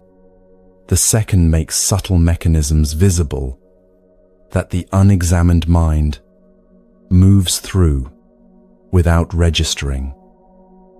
When seeing has become clear enough to confirm the teaching at the level of direct experience, rather than intellectual agreement, something in the practice becomes self-sustaining in a way that motivated effort alone cannot produce. A person who has directly seen, even once, even briefly, that the adding is a process, the mind is performing, rather than a truth the situation contains, has a form of knowing that changes the entire orientation of the practice. The harvest develops progressively and is visible in ordinary life well before any complete attainment has been established. A person practicing consistently across months will notice specific changes in the texture of difficult experience. The error that previously generated extended self-recrimination is seen as an error, something that happened, with consequences that can be addressed, without becoming the occasion for an extended interior prosecution of the person's fundamental adequacy. The difficult conversation that previously occupied 2 hours of mental rehearsal afterward occupies less. The morning restlessness appears less reliably and passes more quickly when it does appear. The persistent sense that something is not quite right, which follows a person through circumstances that look entirely fine from the outside, that quality becomes less constant, less adhesive. Each of these changes is modest in itself. Their cumulative effect across a life of genuine practice is a progressive increase in how much of that life is actually lived, rather than spent managing the aftermath of what has already happened. The harvest itself is freedom from the automatic machinery that turns plain experience into elaborated suffering. Difficulty is still difficult. Loss is still loss. Impermanence continues to operate in everything that matters. What changes is how much of the mind's available attention is consumed in the aftermath of plain experience, and how much becomes available for what is actually present in the current moment. A life in which more of what is present is actually received, rather than processed at a careful distance behind a continuous narration about what it all means, is a life more fully and genuinely lived. That progressive increase in the quality of presence is the harvest that does not disappoint, because it deepens through the cultivation itself, regardless of what any particular season delivers. A wandering stranger spent years walking toward a teaching he could not have named. He had been preparing the ground without knowing that was what the walking was for. He arrived one evening at a potter's house on a road like any other road, asked if he could rest there overnight, and was told yes. Another traveler had already settled in ahead of him. They shared the space in the ordinary way that travelers share space when the night has come and the morning's next stage has not yet been determined. What passed between them before the night ended, the teaching the stranger received from the man he did not yet know, was the Buddha in that unremarkable place, under those entirely ordinary conditions, is the fifth part of what this video has been building toward.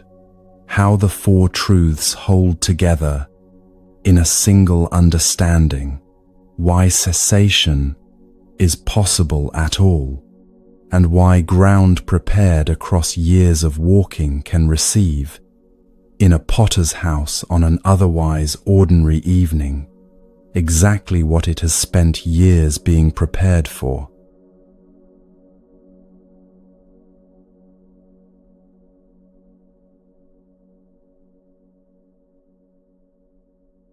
Pukusati had been walking for months before he arrived at the potter's house. He came from Taxila, a city in the northwest of the Indian subcontinent, known for its scholarly traditions and teachers of many kinds. He had been a merchant of standing there, a man with a life that provided everything external measurement considers adequate and a little more. The accounts in the tradition describe him receiving news of the Buddha not through hearsay, but through a letter from a king who had encountered the teaching himself and wanted to share what he had found with someone he genuinely respected. The letter described the quality of a mind that had understood something about the nature of experience with sufficient depth that it showed in how the man moved through the world, in the quality of attention he brought to whatever was in front of him, in the specific stillness of someone who had arrived somewhere that most people never reach. Pukusati read it with care. Something in the reading landed with the weight of recognition, the quieter quality of encountering a description of what has been true for a long time and has not yet been named. He gave up his household. He took robes. He began walking south toward the middle country where the Buddha was teaching. The walking itself matters to this story. Pukusati was not traveling to a confirmed address. He had no reliable description of what the Buddha looked like, no community to guide him toward a specific monastery, no itinerary confirmed in advance. He walked toward a teaching he could not have precisely described, sustained by the specific quality of orientation that years of genuine seeking develops in a person, the readiness that recognizes what it has been looking for when conditions finally bring them together, without requiring prior confirmation that this will be what it turns out to be. A person walking towards something they can name, but not describe, has a specific quality of attention that differs from ordinary purposeful travel.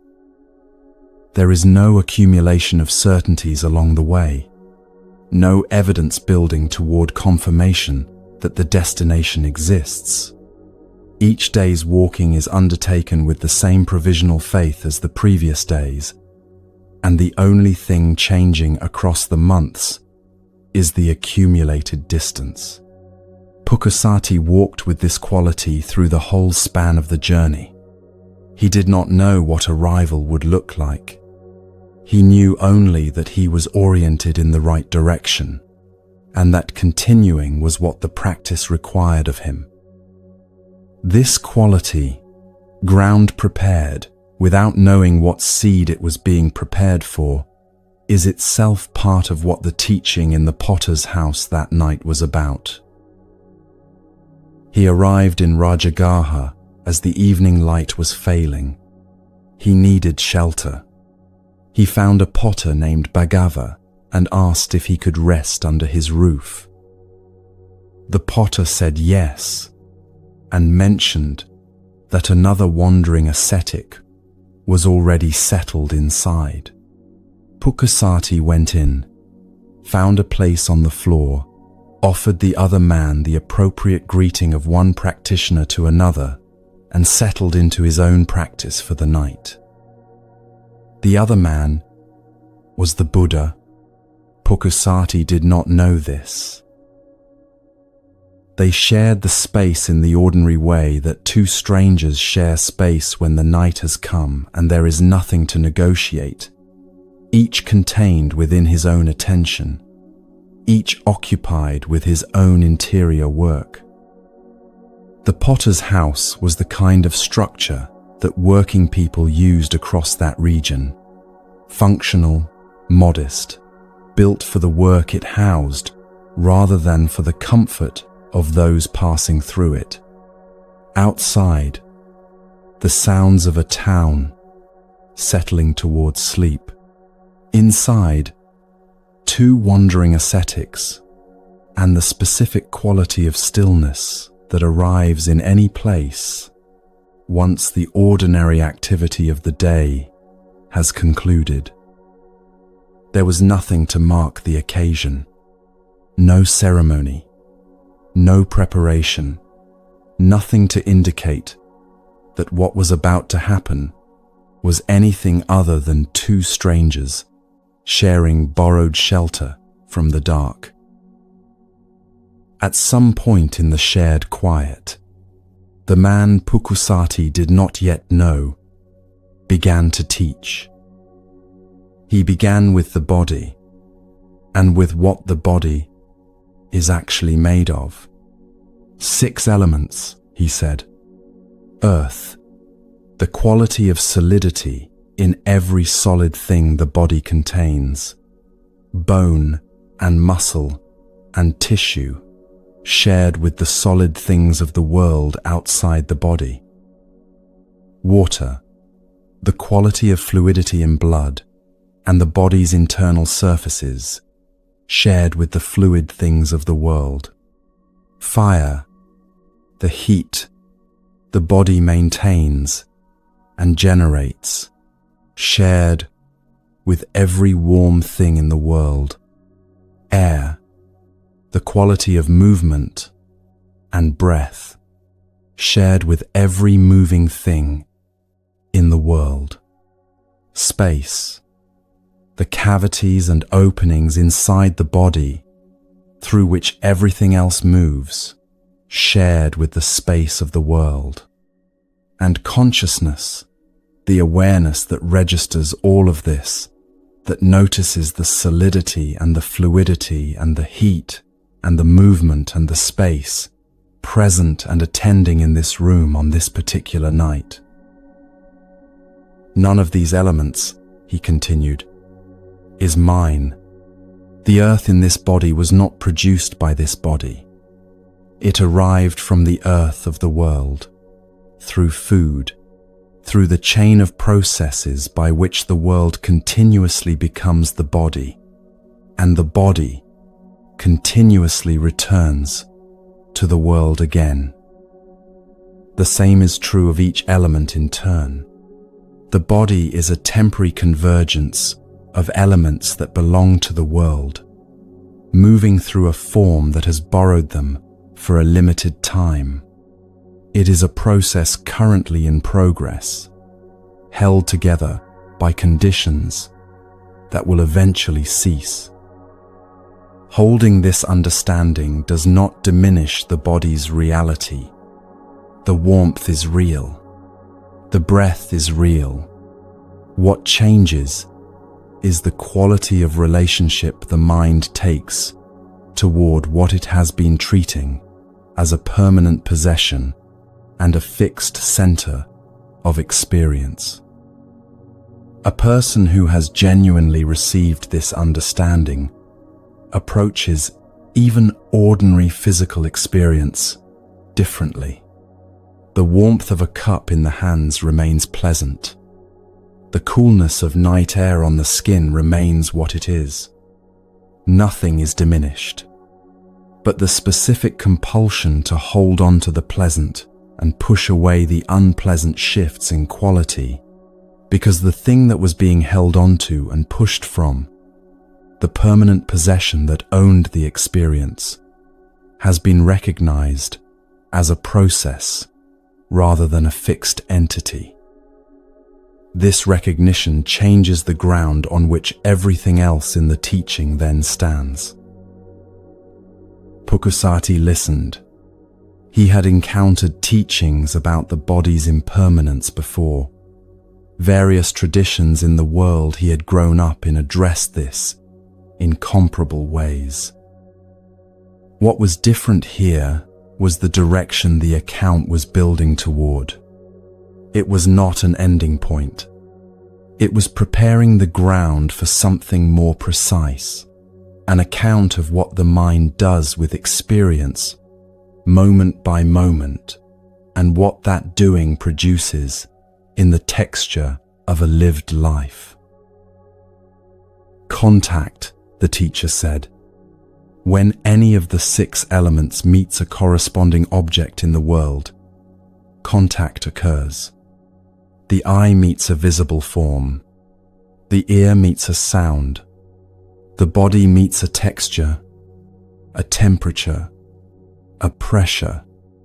The mind meets a thought, a memory, an anticipation.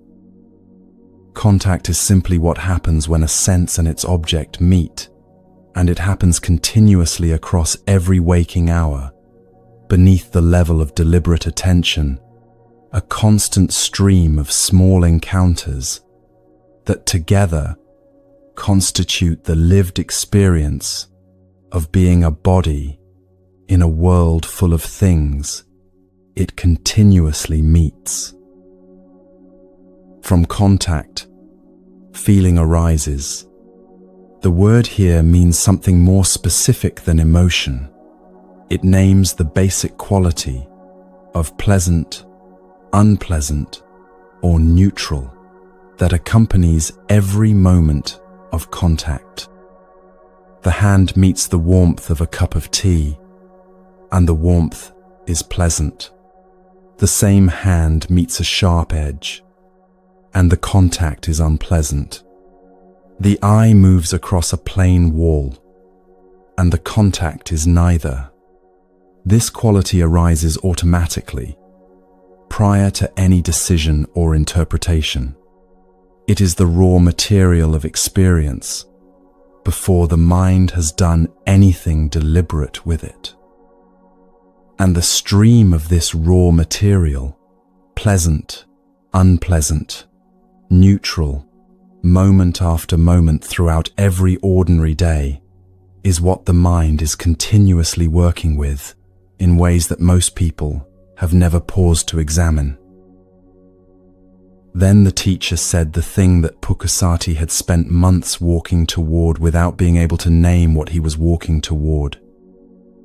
What the mind ordinarily does with this raw material is reach toward the pleasant, wanting more, away from the unpleasant, wanting it to stop or not return, past the neutral, scanning already for something more worthy of attention.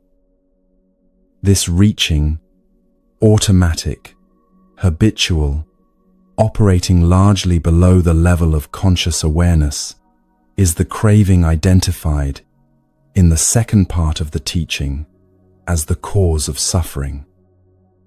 What makes this account so precise is where it locates the origin of the reaching, not in dramatic ambition or obviously destructive desire, but in the most ordinary moment of experience, the fraction of a second between a feeling arising and the mind beginning its habitual movement toward or away from what the feeling contains.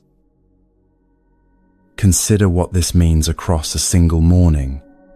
The alarm sounds, unpleasant contact. The mind moves toward the quiet that would make it stop. The first cup of tea, pleasant contact. The mind moves toward, extending the pleasure. A memory of yesterday's unfinished difficulty, unpleasant contact. The mind moves towards suppression or the distraction that would briefly provide relief. Each of these movements is small. Each produces a brief trace of the reaching quality in the mind. By midday, the reaching pattern has reinforced itself dozens of times.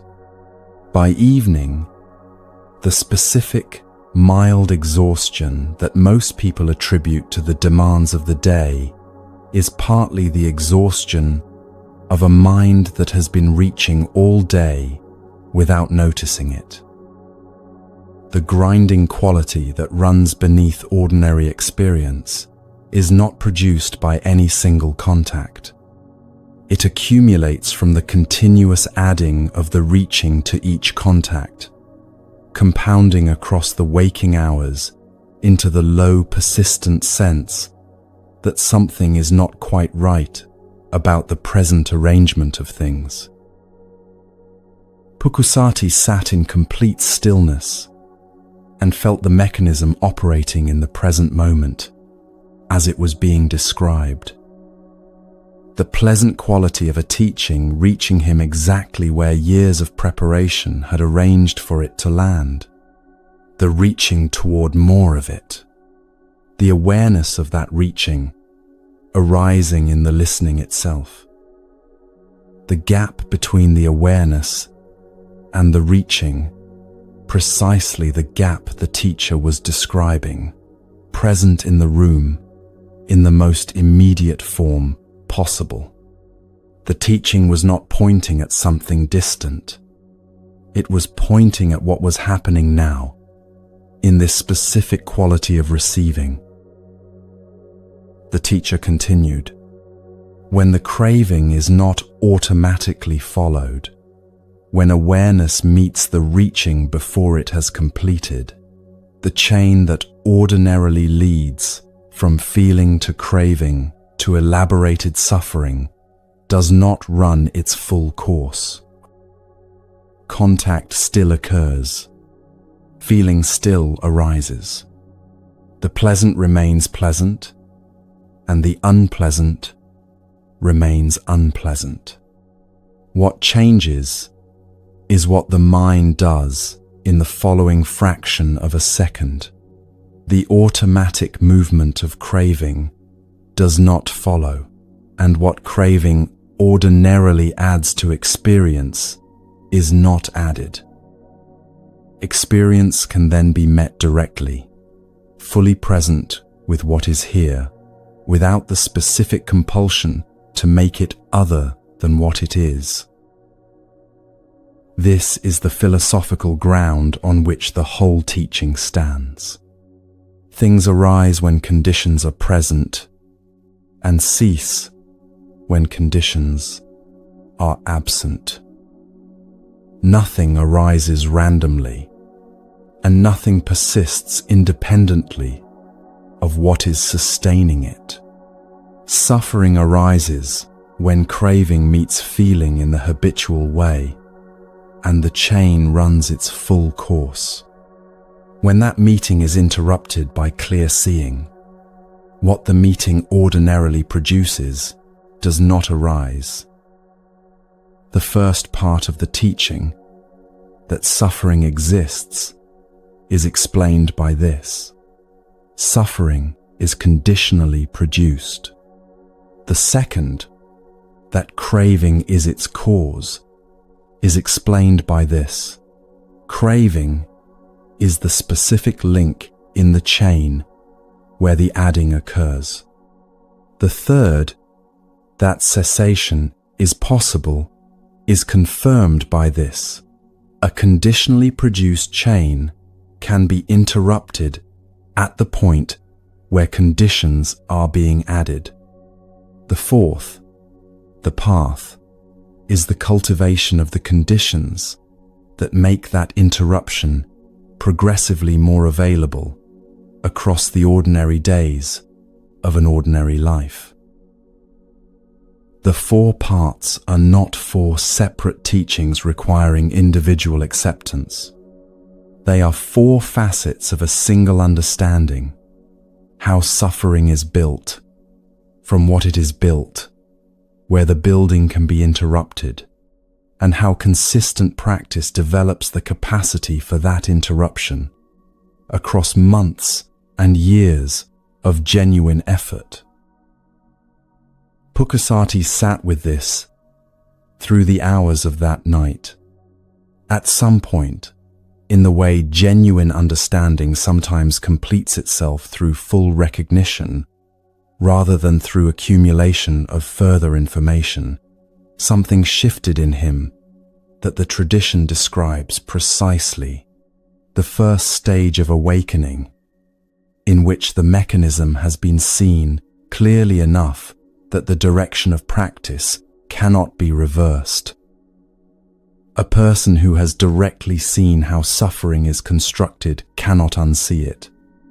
The habitual patterns do not dissolve in a single night. What changes is what the patterns operate inside.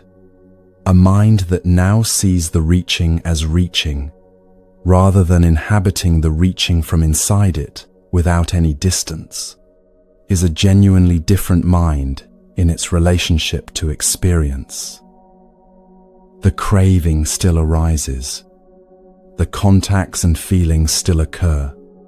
What has changed is the gap, now consistently available in a way it was not consistently available before, between the feeling arising and the habitual movement following it. That gap was present in Pukusati before the sky outside the potter's walls began to lighten. When there was enough light to see clearly, he asked the man across the room, "Who are you?" The man said, "I am Gautama." Pukusati was quiet for a moment.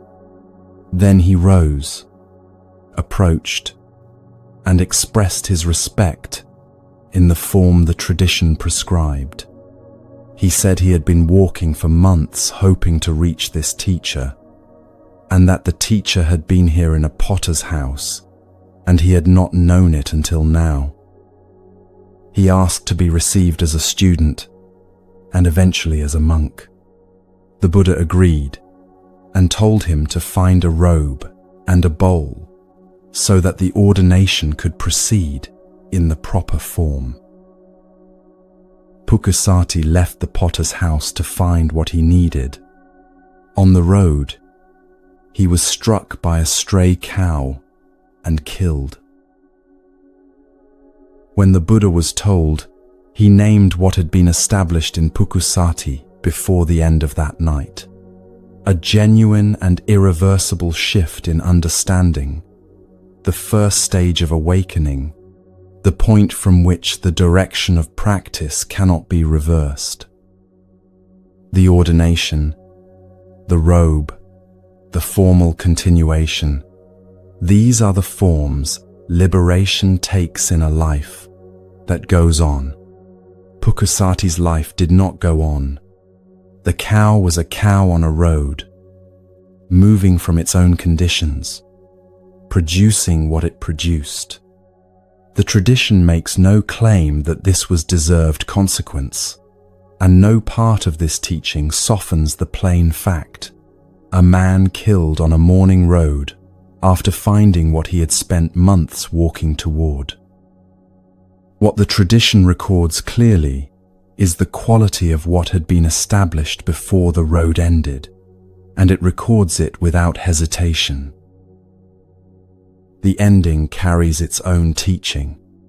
The third part of the teaching claims that cessation is not contingent on circumstances remaining favorable.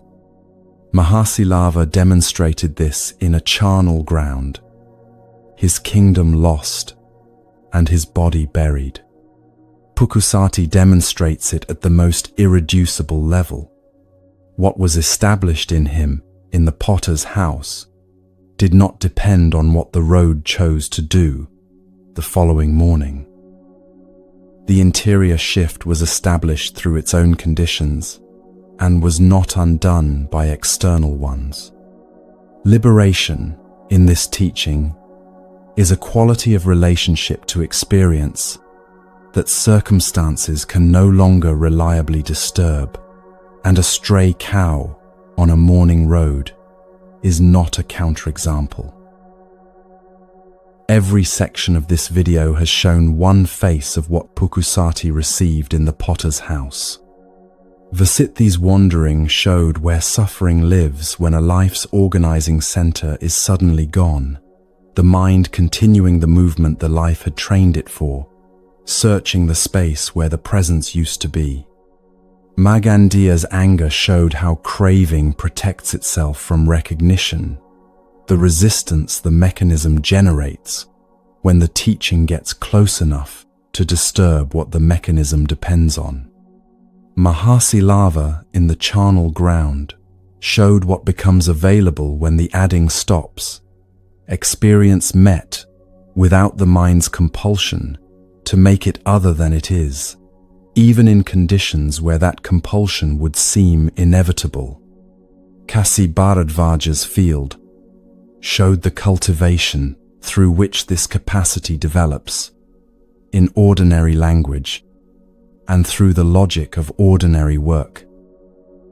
And Pukusati's night showed all four held together, how suffering is constructed from the raw material of contact and feeling and habitual reaching, how the chain can be interrupted at the point where awareness meets the adding before the adding has completed, and why the preparation a person brings to the moment of genuine teaching determines what that teaching can produce when conditions finally bring it home. The teaching has one more movement, and it is the one most immediately applicable to a life lived in its ordinary form. A woman named Damadina sat with her former husband and answered every question he brought her about the four parts of the teaching. Each answer was precise, technically complete, and confirmed by the Buddha without a single revision. What she demonstrated was something the potter's house and the charnel ground and the field could only approach, that the teaching does not require extraordinary circumstances, dramatic encounters, or months of walking towards something that cannot yet be named. It lives in an ordinary conversation between two people who know each other well, in the specific texture of a familiar exchange, going exactly as deep as complete understanding goes, which turns out, as the next section will show, to be very deep indeed.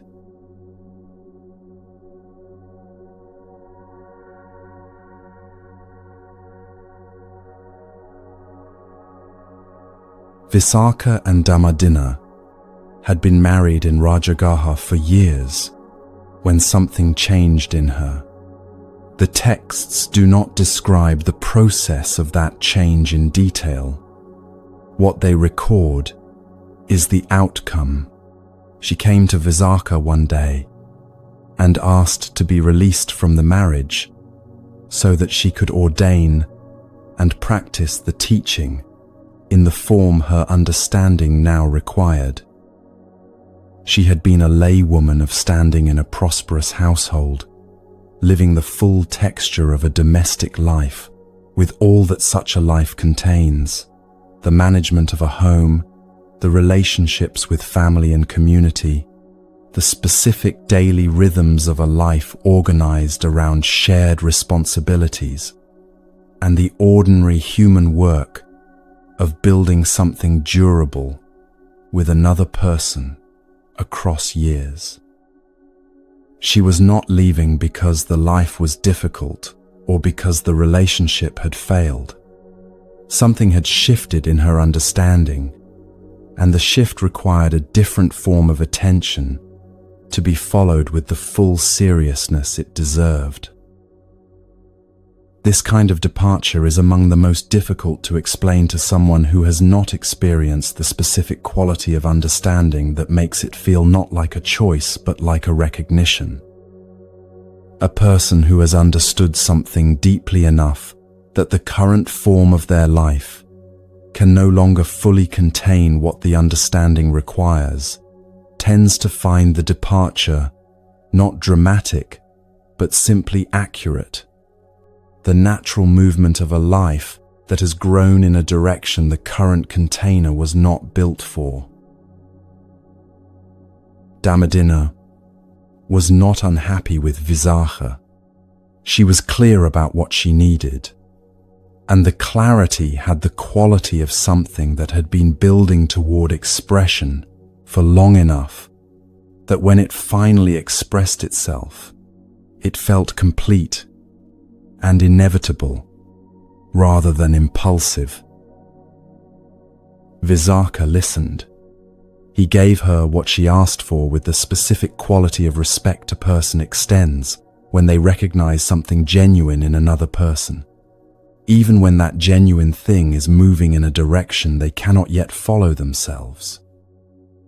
There are moments in close relationships when one person's clarity about what they need becomes a kind of gift to the person receiving it, even when what they are being given is the other person's departure. What Visakha was given was the sight of someone choosing a path with complete sincerity, the specific quality of commitment in her that would not bend toward convenience or the comfort of what was already built and familiar. He could recognize that quality even without fully understanding where it came from. He gave her what she asked for. The generosity of that giving was its own form of understanding, even if he could not yet have named what he was understanding. She left and practiced with the full commitment of someone who has set down the actual daily texture of a comfortable life, not comfort as an idea. She did not practice at the edge of her life while maintaining the rest of it intact. She had reorganized entirely around the practice, which is what the ordination meant in practice rather than in ceremony. The tradition records that her understanding developed with notable speed. The language it uses suggests a mind that had been prepared in ways that became available once the conditions for full practice were present. The years in the household had done something in her that she had not been doing deliberately. Living carefully, attending honestly to the texture of experience across the ordinary difficulties and satisfactions of a domestic life, working through what the life provided without either avoiding it or exaggerating it. These had cultivated ground that the practice could then work with directly. Preparation that does not look like preparation from inside it is still preparation. The ground was ready, and practice in those conditions moved quickly because the ground had been quietly prepared for a long time before the formal cultivation began. Visakha, back in Rajagaha, continued his own practice after her departure.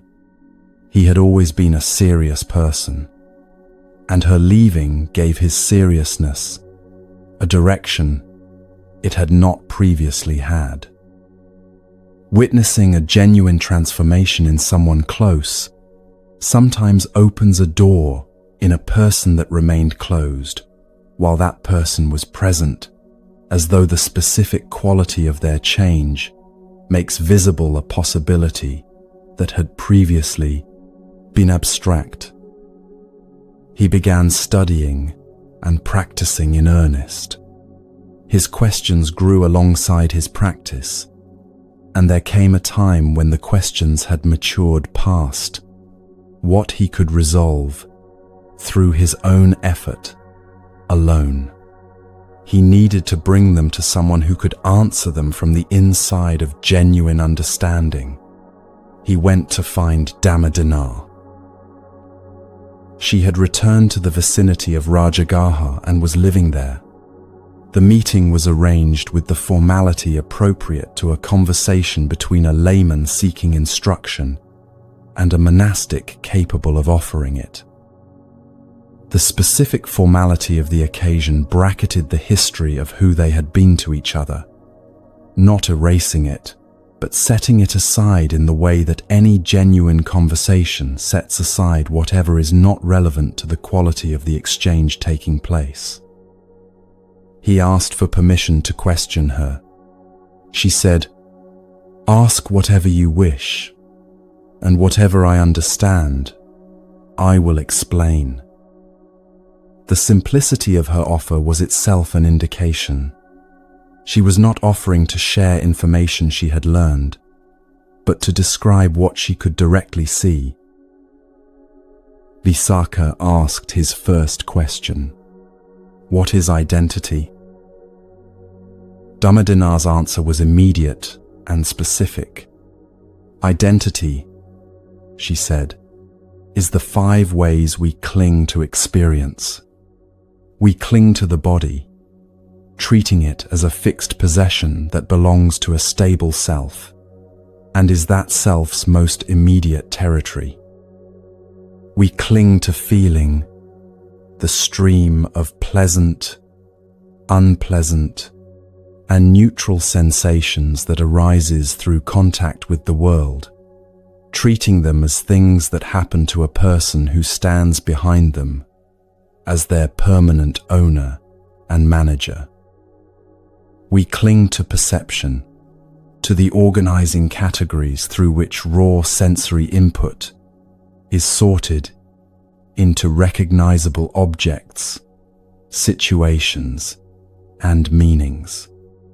We cling to mental formations, the habitual patterns of thought, intention, reaction, and emotional response that have been running through the mind across the years of a life until they feel like character rather than conditioning. And we cling to consciousness itself, the knowing quality that registers all the others, treating it as the most fundamental and permanent of all. Identity is the sum of this clinging, the process of grasping applied continuously to these 5 elements of experience, constructing through that application the sense of a continuous self who stands behind them and manages them from a stable center. What is the origin of identity? The craving, she said, that reaches toward the pleasant, toward the continuation of what is currently good, away from what is unpleasant, and toward its cessation. The grasping applies itself to the 5 elements and produces, through that application, the felt sense of a self who owns them. The self appears to be the one doing the wanting. The wanting is what is producing the self. This reversal is among the most counterintuitive movements in the entire teaching, and also among the most liberating once it has been directly seen.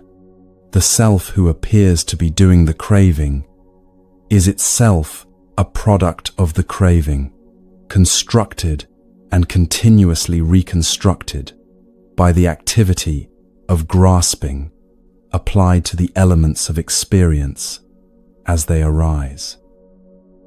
There is no fixed entity at the center doing the grasping. There is the grasping, and the sense of a center is what the grasping generates. Understanding this does not immediately dissolve the sense of center. It changes the relationship to it, from taking it as a given to recognizing it as a process that can be observed, and a process that can be observed is a process that can be worked with. What is the cessation of identity? The complete fading and cessation of that craving, its abandonment, its relinquishment, its release, she said. When the craving ceases, the identity the craving was constructing ceases with it. What remains is experience continuing, contact, feeling, consciousness, awareness of the present moment, without the compulsive adding of grasping that had been turning each moment of experience into raw material for the construction of a permanent self. The world is still here. Other people are still here. Sensation continues. The difference is in the quality of what meets all of this. The specific compulsion to make each moment serve the ongoing project of being a particular self with particular needs is no longer operating. Experience met without that compulsion carries a quality the tradition describes as bliss, not a pleasant feeling layered over experience, but the quality of a mind that has set something very heavy down and found the setting down to be its own form of relief. What is the path to that cessation? The Noble Eightfold Path, she said. The 8 areas of practice whose logic Kasi Bharadvaja had recognized in the language of his field: careful speech, ethical action, right livelihood, trained effort, developed mindfulness, concentrated attention, and the clear seeing that develops when all these have been cultivated with genuine consistency over genuine time. The path leads toward the quality of experience present before the craving organized itself around the construction of a defended self. In brief moments of genuine practice, it makes that quality available along the way, before any complete attainment has been established, as something the practitioner can recognize from inside their own experience, rather than simply know about from a description. The 4 questions had traced the full arc of the teaching precisely, from what suffering is, to what generates it, to what its cessation means, to how to cultivate the conditions for that cessation. Visakha had received 4 answers that together constituted, without abstraction, a complete account of what was happening in the texture of any ordinary day. Then he asked the question that took the conversation into its deepest territory. Are feelings the same as identity? Or are feelings one thing and identity another? This question appears to be a philosophical clarification, but is actually asking about the precise mechanics of how suffering is generated in the smallest possible unit of experience, the fraction of a second between a feeling arising and what the mind does with it. Feelings are neither identical to identity, Dhammadinna said, nor simply separate from it. The relationship is more specific than either framing captures. Feelings arise in the body through contact. When any sense meets its corresponding object, a feeling arises carrying the basic quality of pleasant, unpleasant, or neither. This feeling is, in itself, simply what it is, an event in experience, arising from specific conditions, passing when those conditions shift. It constructs nothing on its own. It does not produce a self or generate suffering simply by arising and passing. What produces identity from feelings is what the mind does in the moment after they arise, the automatic movement of craving toward the pleasant and away from the unpleasant, the organized activity of grasping, meeting each feeling as it arrives, and treating it as raw material for the ongoing construction of a self who owns the feelings and must manage their implications. Identity is built and reinforced in that meeting, in the fraction of a second between the feeling arising and the habitual reaching following it.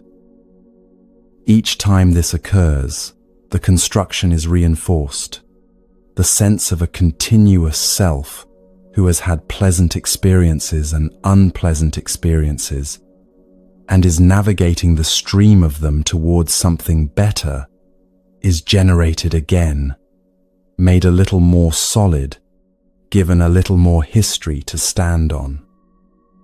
Across the thousands of such moments that constitute an ordinary waking day, this process of construction runs so consistently and so automatically that the self it produces feels entirely real, entirely stable, and entirely the kind of thing that manages feelings rather than being produced by them.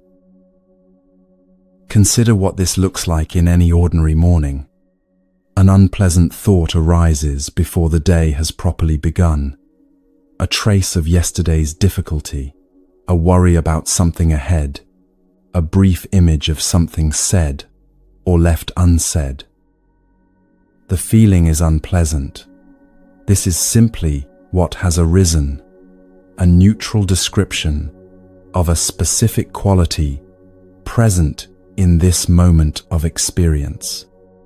What ordinarily follows, in the fraction of a second after the feeling arrives, is the activity of a self managing it, interpreting the feeling, relating it to other memories and anticipated futures, building from it a narrative about the person who is having it and what the feeling reveals about that person's situation in the world. The narrative generates its own feelings. Those feelings generate further interpretation. The original thought, which lasted a fraction of a second, has become the seed of something occupying the next 20 minutes, an elaborate internal structure built from a single moment of contact, which would not have grown into that structure if the grasping had not immediately met the feeling and begun its work. What Dhammadina is pointing at is the specific step where this amplification begins, the fraction of a second gap between the feeling arising and the reaching following it. That gap is where the practice lives in its most immediate form, because that gap is where the choice between following the habitual reaching and not following it is actually available. A mind that sees the reaching as reaching in that moment, that has developed enough clarity to notice the movement before it has completed, is in a genuinely different relationship to experience from a mind moving through the same sequence without any space between the feeling arising and the full habitual response being engaged. The difference in any individual moment is small. Across months and years of genuine practice, the accumulated difference is what the cultivation of the Eightfold Path actually produces. The restlessness becomes less adhesive. The spiral after an unpleasant feeling runs a shorter course. The pleasant moment is received more fully because the mind is less occupied with the specific work of holding on to it. These changes are not dramatic in any single practice session. They are the harvest Kasi Bharadvaja understood when the Buddha described what the cultivation was for. Visakha took everything she had said and went directly to the Buddha. He reported the conversation in full and asked whether Dhammadinna had answered correctly. The Buddha's response is recorded in the text with quiet completeness. "She has answered correctly," he said. "If you had asked me the same questions, I would have given you the same answers. Dhammadinna is wise. She has the capacity to teach the teaching." There is nothing qualified about this confirmation. No asterisk, no modification, no single answer revised or softened. A woman who had been a married laywoman in a Rajagaha household, who had practiced seriously since her ordination, who brought no formal rank or institutional seniority, who had simply brought genuine attention to genuine practice over genuine time, had described the full depth of the Four Noble Truths, down to their most subtle implications, with complete accuracy. The Buddha confirmed her capacity to teach them to others, without qualification, without suggesting that formal training or institutional standing would have produced a more reliable account. Understanding lives wherever the conditions for it have been genuinely met, and the conditions have nothing to do with rank. This confirmation carries something specific for anyone who has listened this far. The teaching does not live in specialized roles or particular lineages, or the formal institutions that have carried it across the centuries.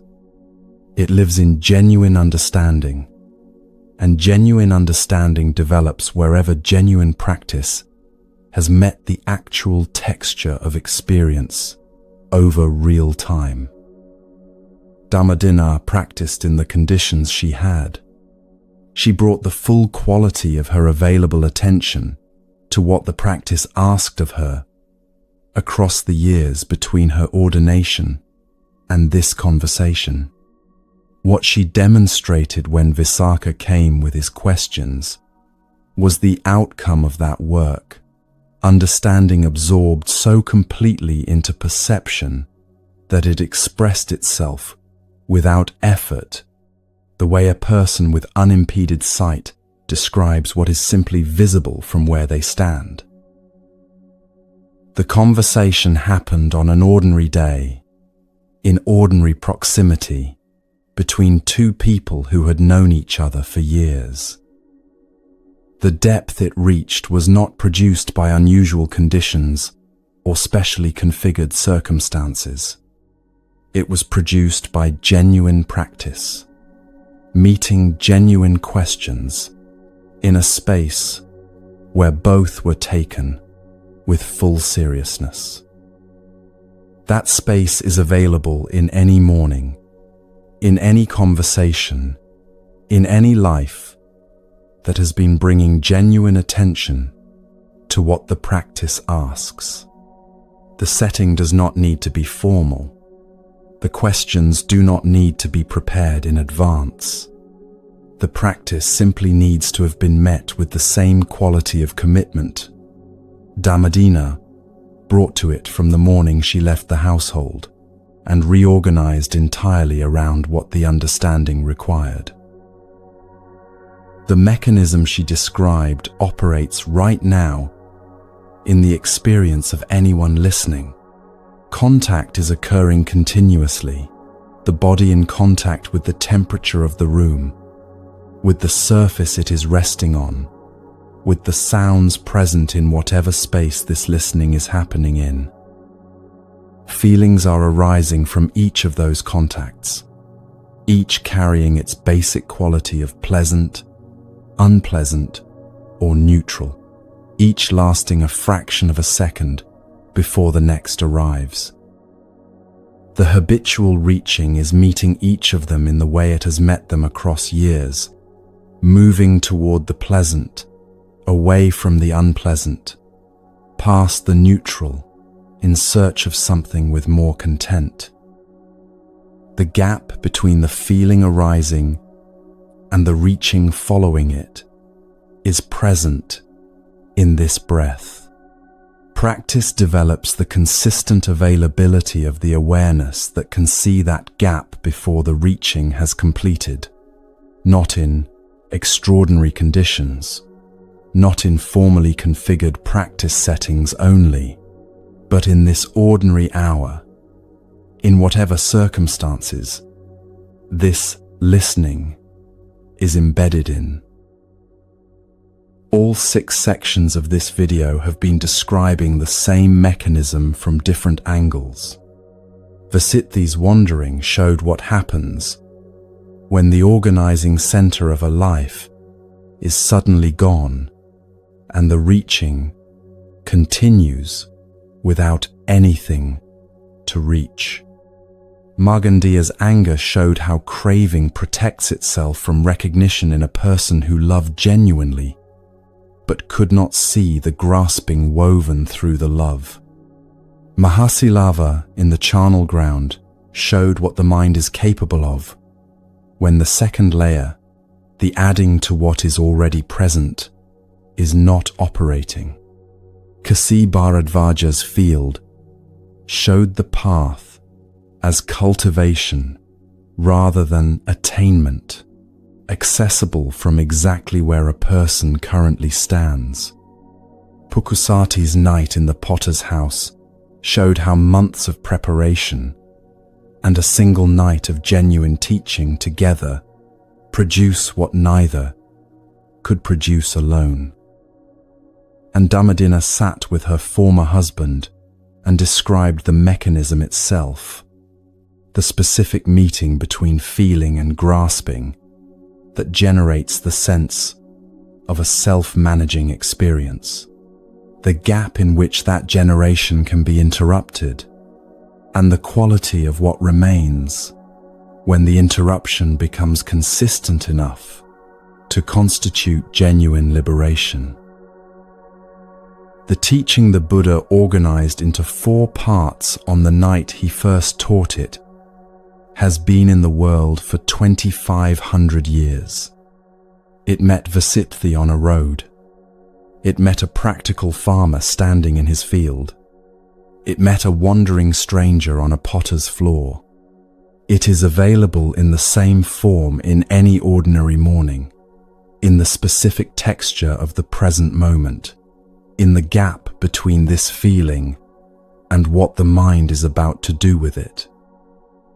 That gap is where everything the teaching has described lives in its most immediate and practical form. It is available right now, in this breath, in this moment, in the specific conditions of this particular life, exactly as it currently stands. The conditions are these conditions. The practice begins here.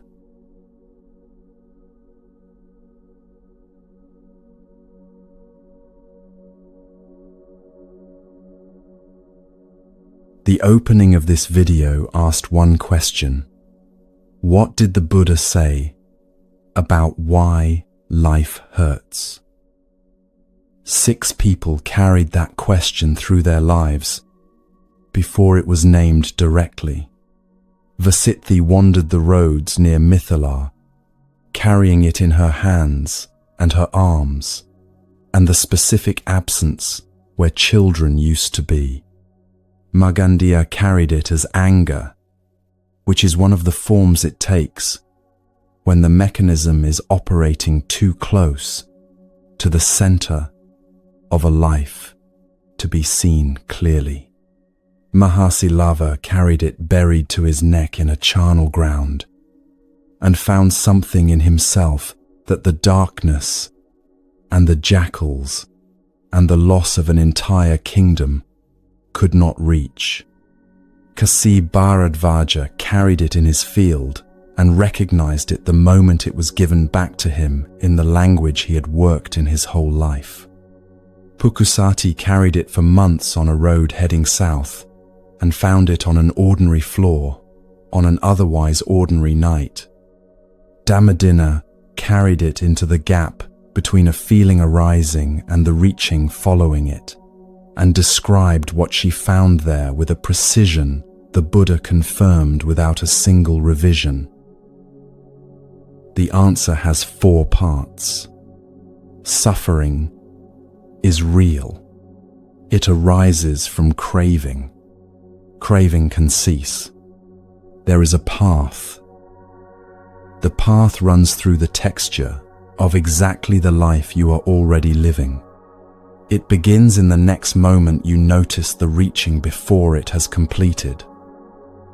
Wherever you are listening from tonight, whatever form of the wheels grinding is present in your life right now, that moment is closer than it has ever been.